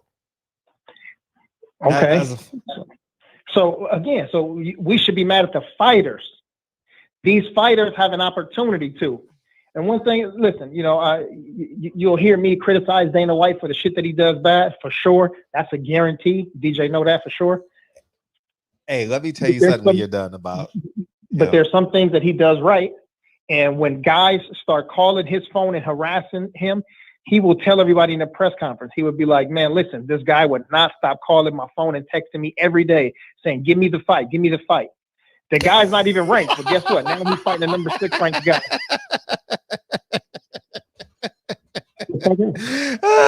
Jay Gibson, read his comment. Hold on, let me find Jay Gibb. Where Jay Gibb at? Sweet Science Examiner. What time was it? I can't see the time. Oh, 11:55. 11:55. Nope, I don't see Jay Gibb at all. It's not 11:55. No. Oh. Shout out to my brother Jay Gibson. Oh my God, that's funny. That's funny. That's funny. That's funny. Yeah, when I was working at the club before this Corona shit hit, I had to Jarvis had to call in and do it a couple times. Oh yeah, I remember that Jarvis, man. Shout out to my nigga Jarvis, man. Shout out to my nigga Jarvis, man. Jarvis is a kind man, dude. Jarvis is a kind man, dog. Kind man. We got to have a pop-up shop. We got to support him soon, whenever that is. But yeah, as you were, I'm sorry. Yeah, but as I was saying though, Dana White I criticize Dana White for what he does not do, but also he does. And like I said, these fighters, they get on his phone and they start banging his line. And after calling and texting and emailing him themselves, not even doing it through their managers, but of course they have managers that do the same thing. He goes, you know what? There's a fighter who's not even ranked who ends up fighting against a number 6 contender or fighting against a number 2 contender. You know, they're probably not going to fight a title fight, but several times at least probably once a month, that there's somebody who's fighting because they've been begging for the fight, saying, I'll step in. I'm not ranked, I'm new, or, whatever the case may be, but they got their hands raised and they've been banging his line a whole lot, and they end up getting these fights. So in boxing, these guys can do the same fucking thing. But in boxing, the when I say premier boxers, I don't mean no pun intended. I mean the elite fighters all get paid more than the elite fighters from MMA. So they're millionaires. So man, listen, they just chilling and sitting back. That's my feeling, from what they show us. Yeah, they stay in the gym and they stay working, but they're not asking for fights. And they're asking to be paid. And listen, I want them to be paid, but not at the expense of tricking me, telling me that you want to fight and you're doing fake negotiations, and then there's no fight to be had. Right. And then after the fight, then you want to say, I want to thank my fans. And then your very next fight, you saying, I support who support me. I should fight for those people who support me. And then in your next post a week later, you saying, fuck the fans. I mean, which one is it? Say fuck me now and then forever, so I can just say, cool, I'll watch your fights from a distance, or I'll stream them. I'll go to somebody else's house and watch them, but I'll never pay for that pay-per-view again. We got to start putting this shit on the fighters too, man, and not just on the one advisor in the sport. What else I got? Yeah. So my Dana White is saying, I like that shit, dog. That was my first UFC experience. And I went on YouTube and shit, and I watched the press conference. And I like that he sat there and he talked to the people before the fighters came. And I like that shit. That was, they don't, Lou DiBella does that shit, right. I've seen him do that a lot. I haven't really been to an Eddie Hearn fight, so I don't know. I've never got a credential for a DAZN fight, so I don't know. I don't know if that happens, but I like it when we're getting insight on the fights and shit, and I'm talking about like a real conversation, not like, okay, it was a great fight, yada yada yada yada. But I like Dana's White. Oh yeah. His marketing acumen is phenomenal, and he knows how to advertise. He knows how to market his product. Mm-hmm. And him being there, like being a master strategist, him sitting there and congratulating guys afterwards and tweeting during the fight, all of that right there gets people all pumped up, gets everybody involved. Right. Which is one of the reasons why this show is such an amazing show, because and listen, I know there's 5 or 6 other shows, and we don't have to name them, but people get a chance to be involved here. They get a chance to call in. They get a chance to beam in. They get to have their questions and their comments read without having a super chat all the time. But please send a super chat. And you know what I mean? So I think that interaction that gets all the fans and the other fighters that are not fighting on that card and coaches gets everybody involved. So yeah, he tweets during the fights and shit. Yeah. Oh, I didn't know that. Look on the left-hand side of the screen, lower left-hand side of the screen, and you'll see tweets from what they do is they post tweets from Dana and then the fighters. Oh, okay. Yeah. I did see the fighters. Mm-hmm. Yeah, and not just the fighters though, but it will be from I don't know, let's say if Errol Spence is watching a fight and he'll do it. So they'll post his up there with the UFC fighters. He beefs with the fighters too? Say it again, I'm sorry. He be beefing with the fighters? Yeah, hell yeah. What? Dana more petty than you. Really? Man. What? I'm fucking with Dana then now. I'm about to really be on this shit, dog. He be fucking with the fan. I've never seen a Dana White interview, like outside of like the Oscar De La Hoya shit. I've never clicked and be like, oh, I'm gonna watch this. Never. That was the first, I watched him for like 18 minutes. And I was like, I'm fucking with this dude. I like him. He aggressive. If you only watch one interview though, you won't get it. You have to watch 3 or 4 of his interviews, and you'll see he's very political with he's very PC with his answers, like his good buddy Donald Trump. He'll deflect, and he won't give straight answers to anything. Mm-hmm. Is Errol going to fight Terrence Crawford? And the contract's already signed. These guys are already scheduled to fight, and he would go, I don't know. We'll see. Okay, is Deontay Wilder back on by the end of the year? He should be. Okay, is Charlo getting ready to become undisputed because he's going to get a chance to fight Brian Castano? That's what we're looking to do. I'm going to talk with my team when I get back to the office. So he won't give you a straight answer about anything, Yeah, very. Oh, shit, like your Uncle Bob Arum. Yeah. Same way. Yeah. Damn, I'm. When's the next UFC fight? On the 15th. The 15th? No, there's something before that. I'm sorry, there's something before that. Is it this Saturday? Next Saturday? Yeah, I like the fact. That's the dilemma of PBC. They don't have a face. They don't have a face. Dana White has a face. Eddie Hearn, Bob Arum, they the face. Who's the face of PBC? Who do you go to? Yeah, I don't think we have to see the guy's face though. Like people need to stop putting emphasis on that. The majority of boxing fans are what? Male or female? Male. Why the fuck are we grown or are we little kids? Mostly grown men, right? But you got to know what's happening with the business. We don't know what's going on with the business. So we need a face of the company. Do you know the face of Walmart? Do you know the face of Target? But then no. But what Ronald McDonald is the face of McDonald's, and Ronald McDonald don't talk. No, we talking sports. Ronald McDonald is the face of McDonald's. Now what I want to say is this is where it's the how boxing is constructed. Fans always want to know what's next in boxing. We don't know what's going on with next in boxing because the fighters don't know. They say talk to Al. Everybody say talk to Al. Or when a fighter calls out another fighter, he says he need to be quarantined. Or a high school diploma or a GED. Right. The NFL, NBA do got the face. It's called the commissioners. Yeah. So I think that I'm not talking about in terms of like it can strictly be logistics. Like what's next? Fans really care about what's next. All right, you're a free agent. Where you going? We don't give a fuck. Where you going? Who you gonna sign with? I saw a baseball player sign for $341 million today. Yeah, that was crazy. Shoo. 300. That's whew. Yeah. Yeah, so I said, damn, let me get a couple of these comments in here. Let me see real quick. Who we missed right there? Let me see. Is Drew Titan here? I seen Drew Titan somewhere. Shout out to no, Drew someone Titan. quoted him earlier.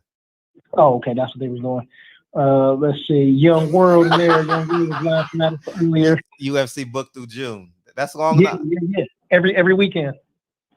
Every weekend? Pretty much. It's like 3 weekends out of the month. Wow. Yeah. So it's like a season, pretty much. Yeah, all year round. Shit. Wow. I'm fucking. Tomorrow, right? Is it Friday? The Bellator comes on. Bellator. Yeah. Is that tomorrow night? Yeah. Yes. I'm watching that shit. I'm watching that shit because I want to listen to I want to see the production of it.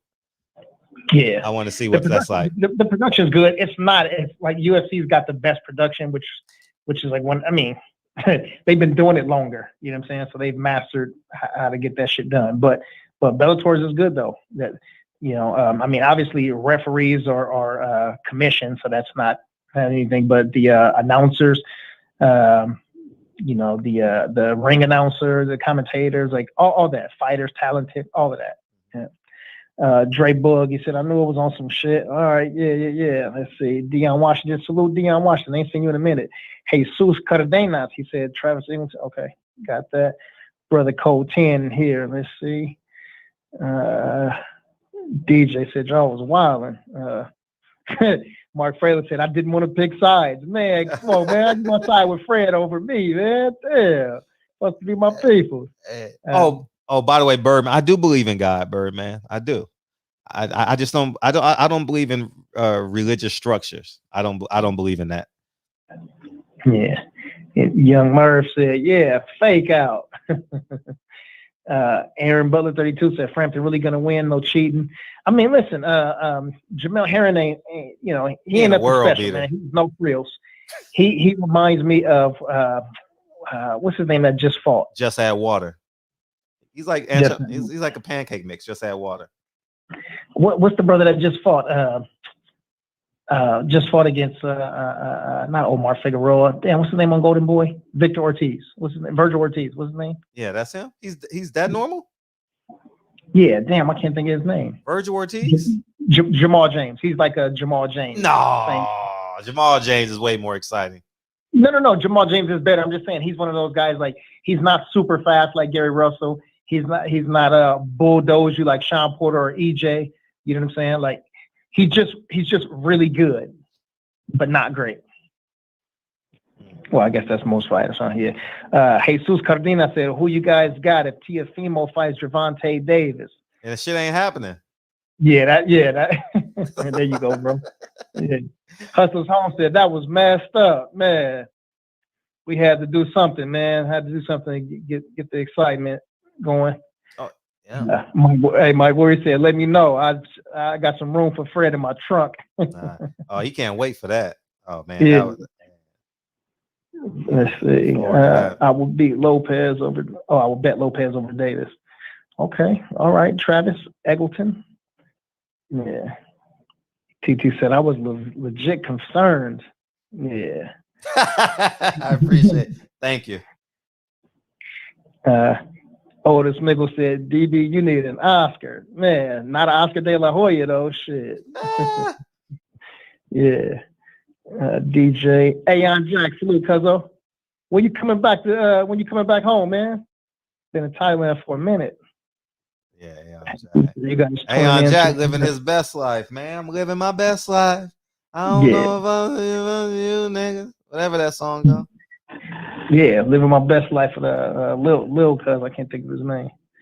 Jesus Cardenas again. He said, are you guys tuning in to Ramirez versus Taylor May 22nd? Yeah, that's a good fight, man. That's a good fight. Jesus. Jesus. Robert Brown, Bob is Bob. Yeah. You're right, Robert. Bob is Bob. AB versus Thurman. Oh, that's, you know what, Mike Weary? Yeah, do that. Damn. Why not?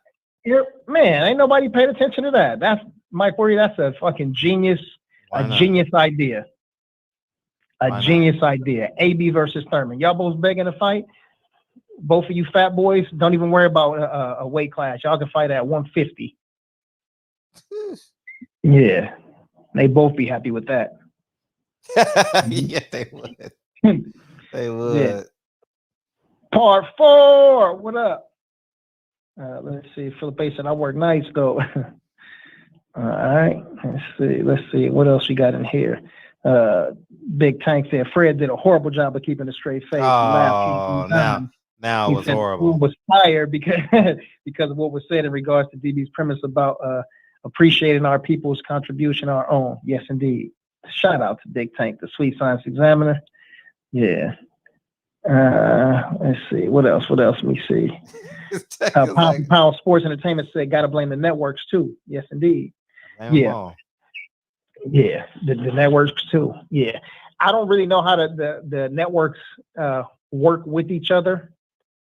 I mean, the only time I can remember, I think the only time I can remember them really working together for something big was the May-Pac fight. But other than that, they start getting these what they call exclusive TV deals. As soon as I hear that, I'm like, oh shit, never mind. Oh, by the way, did you see the Android interview? Is it good? Is it good? Yeah, man. Listen, damn, man. Listen. I don't fuck with that nigga, man. Like, I really don't like. And that's the only Brian Custer interview. I wasn't like, I was like, I'm good. If you look in the comments before you even see the video, which I do a lot of times, I'll look at the first 15 to 20 comments to see, to kind of get the feel of what people were thinking when they saw it, and then look at it. Man, the people was loving the interview. Really? Yeah. Yep.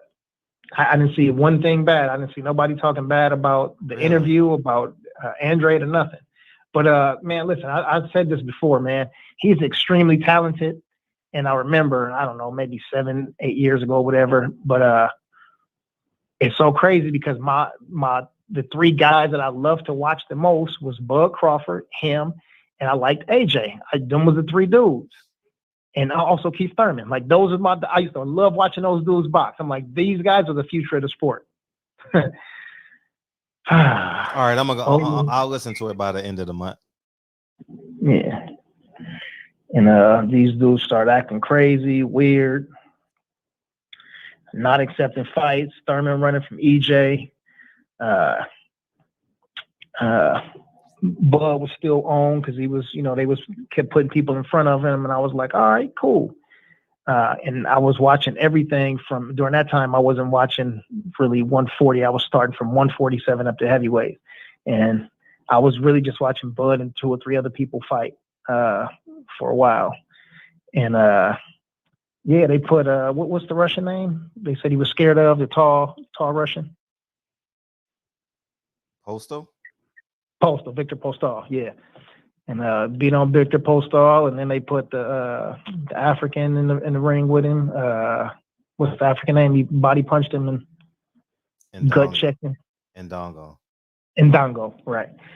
And Ndongo was looking good for a minute, like leading up to that. You know what I'm saying? Went and grabbed 2 straps real quick, went to people's backyards and did his thing, but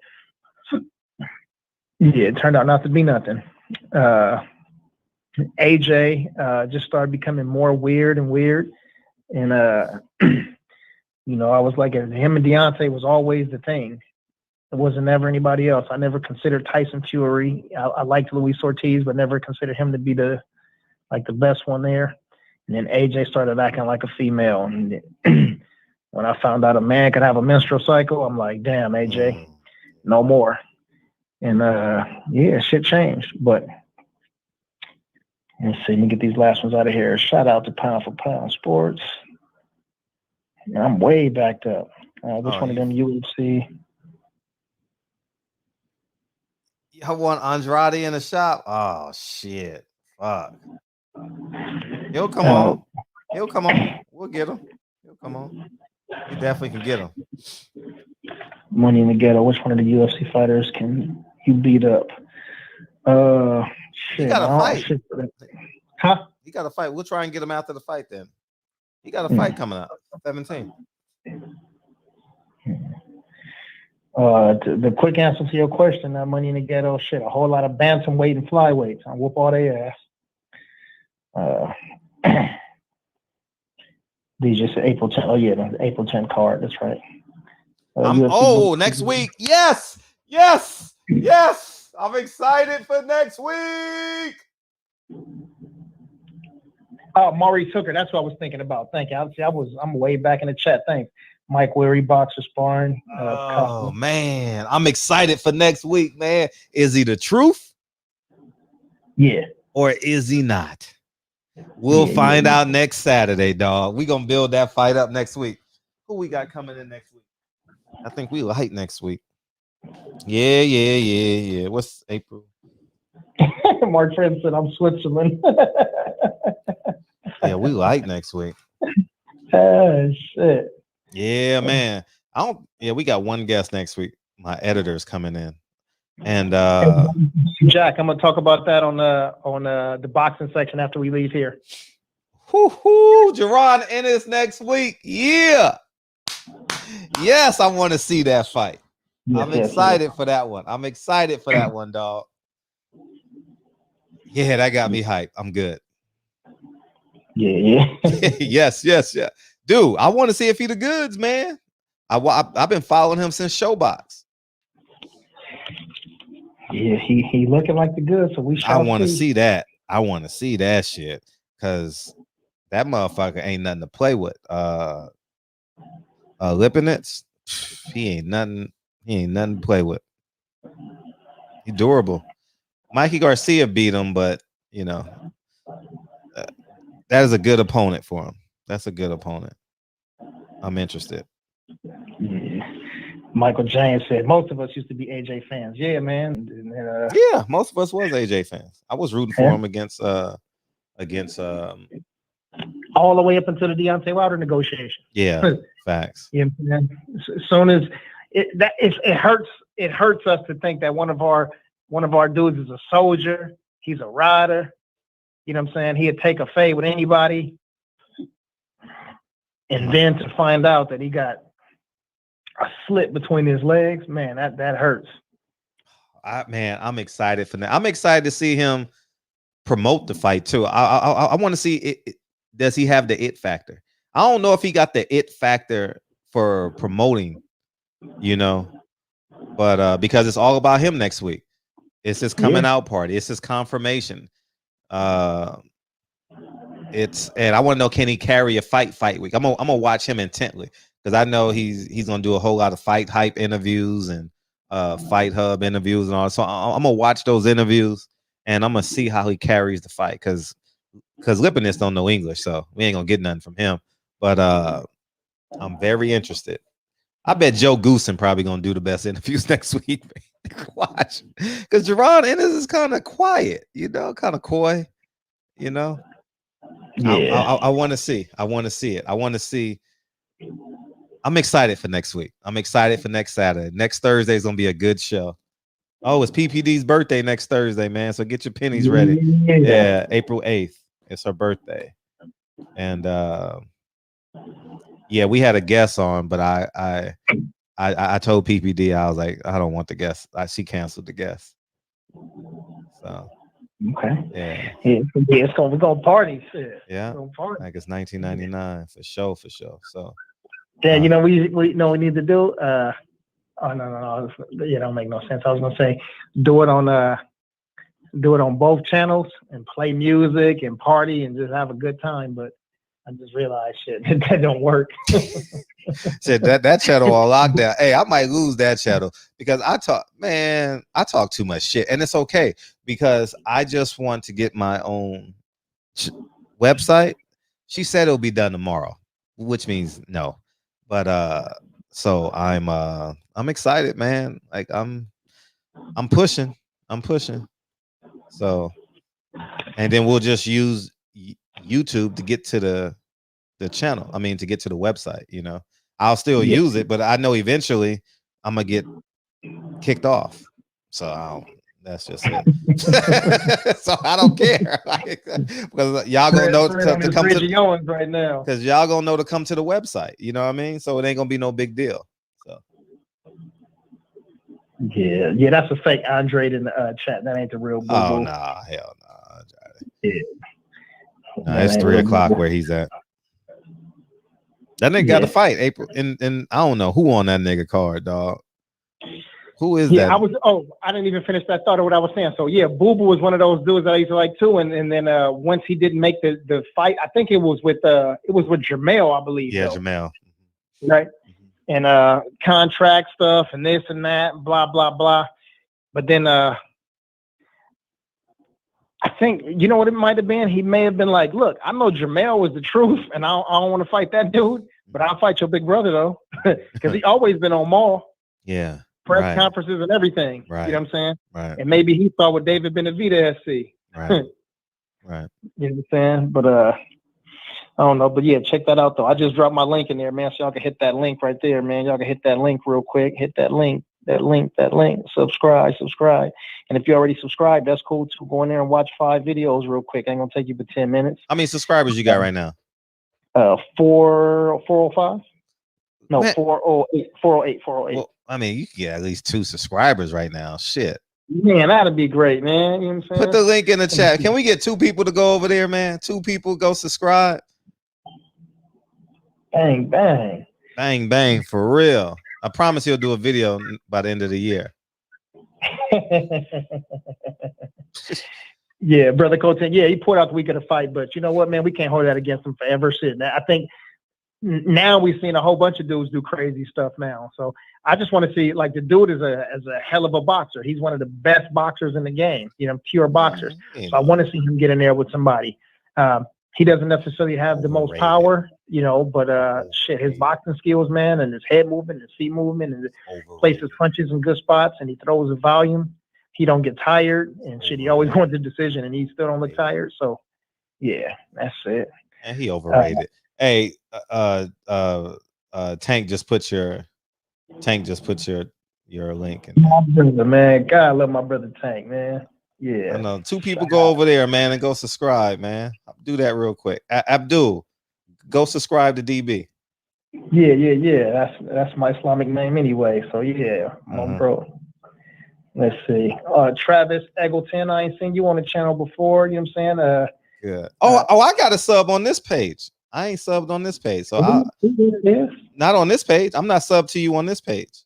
Yeah, that's what I'm saying. Yeah, go and get that. Yeah. Yep. Shelton Moore. Yeah. RAL 1980. Yeah, and if somebody is in there, shit, just go to a video, whatever video you look at. If you don't like it, don't put nothing. If you like it, just hit the thumbs up. If you want to talk about some MMA or a certain fight, or if you betting, I'm definitely good with the with the bets, especially when it comes to the week of the fight. You know what I'm saying? Yeah. But anyway, man, let's get it all wrapped up and slide over to I just subbed the tank right there, McCleary. I just subbed. Put your link in the chat. Damn, I just lost 2 subs. What the fuck happened? You about to get 1. Okay, I'm about to sub. I see it. There it is right there. Boom. I am 409. Yep, I'm 409. I just subbed. Oh, Mr. Clean, ball head, 409. Yeah, I get it. Yeah, 409. 410. Somebody just subbed 410. There you go. You got it. 410. Hey, man, appreciate you. Got y'all, it. Man. 412. Oh, shit, nigga. Yeah, that's some love right there. All right, good. Let me see if I can see who it is. Let me see if I can see who it is. I got one. Okay. No. Damn, this shit don't be showing. Oh, love them. Who just did? Oh, pound for pound. Salute. Thank you, family. Okay. About to sub my other account, Austin Burnett. Thanks, Austin. Yeah. And Boxing Vato said, Viva el boxeo. Yeah, Michael James 616. Yeah, you've been sub for a minute, man. You've been down from day one. Shout out to all my boxing heads. Yes, sir. Boxing Vato, welcome to the show. Welcome to the show. Yes, indeed, Mike. We already know. Yeah. All right, man. We got to get out of here because Kyle getting ready to all right, cook. Kyle. Let's get Kyle. Friday right here in the shop. I got to subscribe to Kyle. Here. Oh, shit. Let me subscribe. Kyle, you about to get another sub right now, nigga. About to get another sub right now, baby. Right now, big homie. Yeah. So as soon as we leave the barbershop, y'all, we finna go over to the boxing section, TBS, and rep over with Kyle. We talking about some Sweet MMA. Science. And you know, we always throw a little boxing in there too. But yeah, man, if y'all ain't sleepy, y'all need to stay for a little bit. I am number 386, Kyle. Damn, there it is. Thanks, Abdul. Appreciate you, bro. Yes, indeed. Let's see. All right. Let's do this. Josh, what up? You done came in late. Yeah. Fred of fraud. Been that. Ain't nothing new about that. Thank you, Quincy. Appreciate you, man. Yeah. Mac Weary. Woo. Yeah, I like this. This is love right here. Yeah. We call this black love, like the incense. Can you go? You should go live. Can you go live? Like how I did Wesley Muhammad. See, you know how I went live with Wesley Muhammad yesterday? Yeah, but he did that though, right? No, on my channel. Like Oh, you did that? Yeah.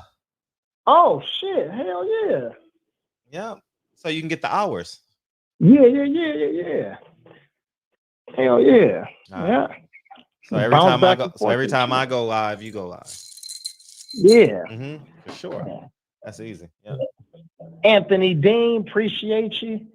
Yeah, man. So let's get them all wrapped up. But yeah, tomorrow. So like I said, we get out of here, man. We sliding over to the boxing section to get it in with the brother Kyle, man.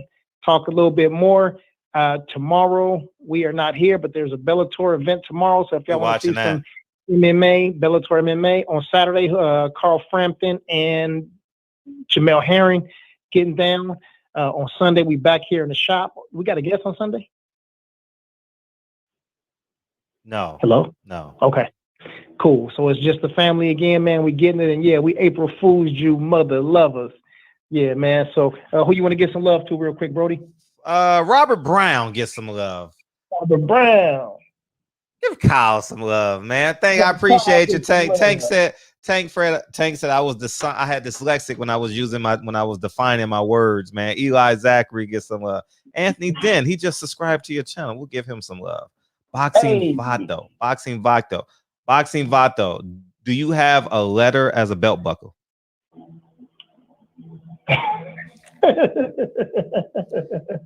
Is your Cortez black or dark blue? Anyways, I was asking for a friend. Cool. All right, now let me get some love to the family, man. I see who was the last one on the chart. Got Brother Code 10 in there. Salute to my brother Code 10. Michael James 616. He says, peace, family. Finna take off. The boxing section. Brother Kyle, we're gonna see you in a second. Josh in the building. Salute to Josh Birdman. Philip H. Salute to you. My cousin D-Man Jr.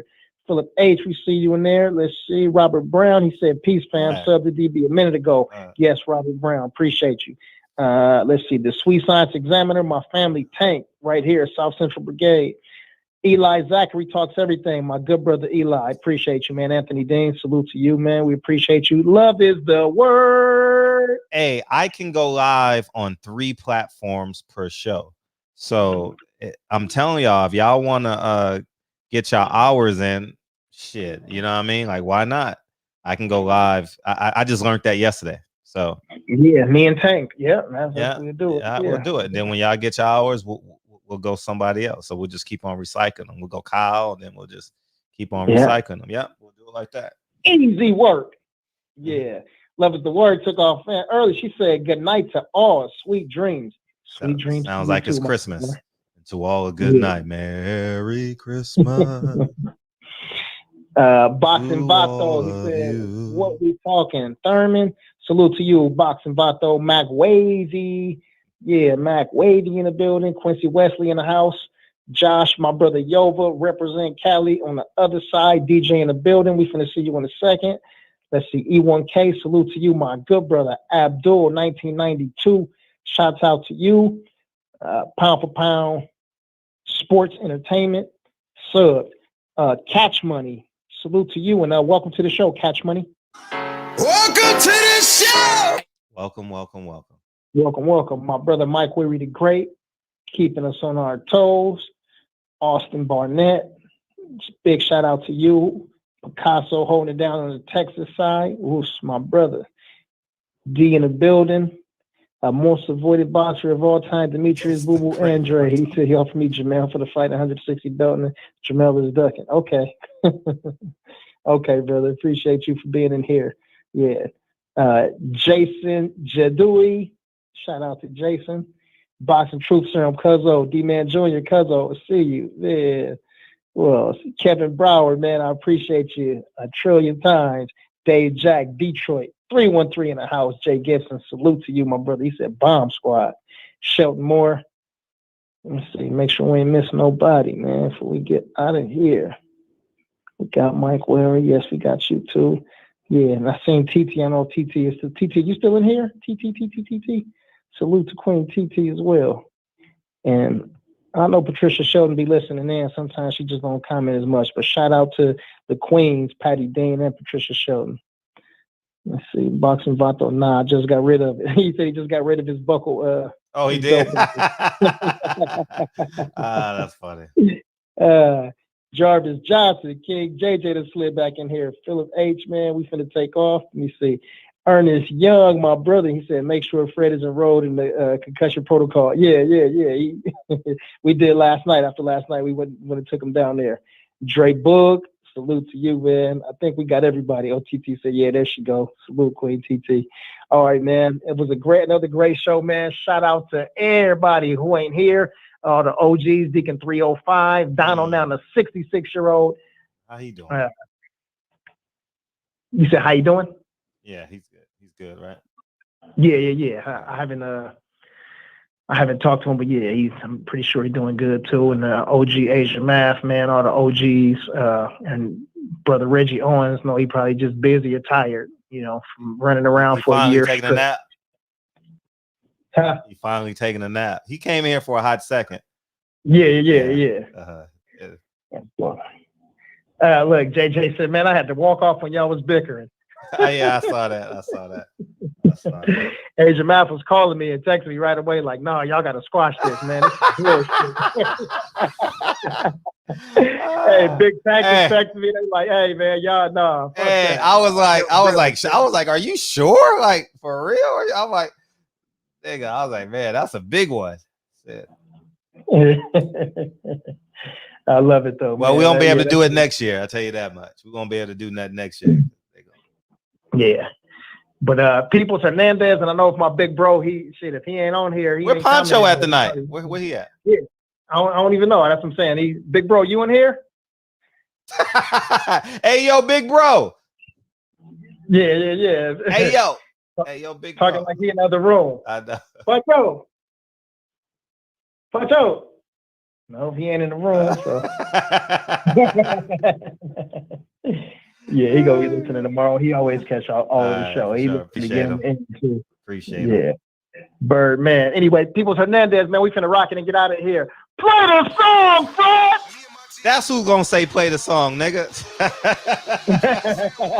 Nah, he too cool. Oh, man. Yeah, that was cool. I'm watching on TV. Say his page. Oh, DB, what's the title of your page? DB. D space B, right? No space. Oh, just DB? Yeah. Oh, no, I'm sorry. You're right, Fred. I'm sorry. Yeah, D space B. Yeah. All right.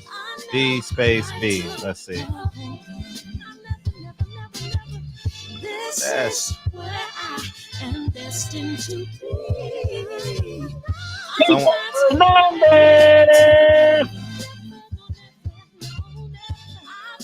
DB Live.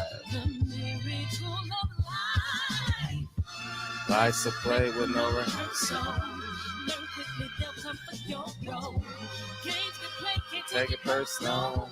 Because the devil is a People Hernandez. Appreciate you, man. People Hernandez. Some things you gotta do. Hey.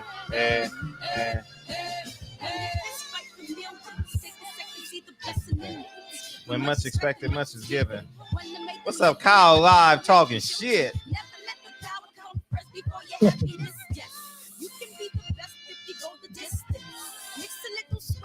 No persistence.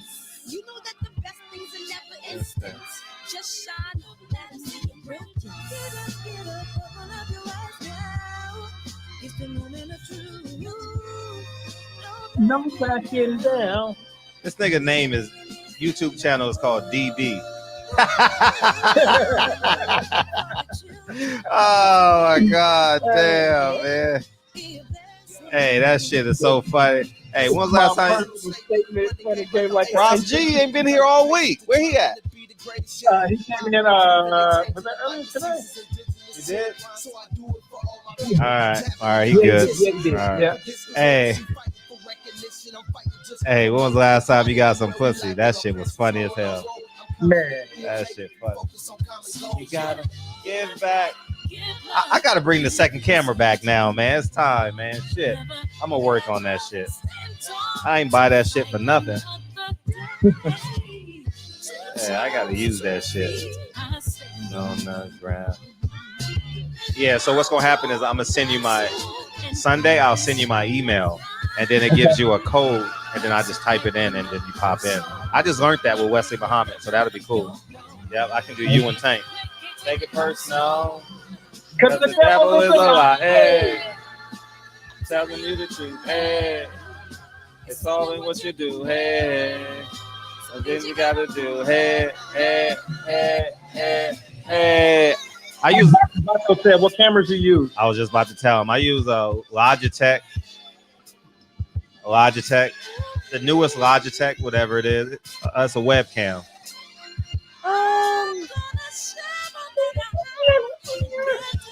It's a 920C, 922C, 920C, somewhere in there. Yeah, somewhere in there. Love y'all, man. Appreciate y'all. Love you, DB. Love y'all, man. I'll see y'all Sunday. Sunday. All right. Peace, King.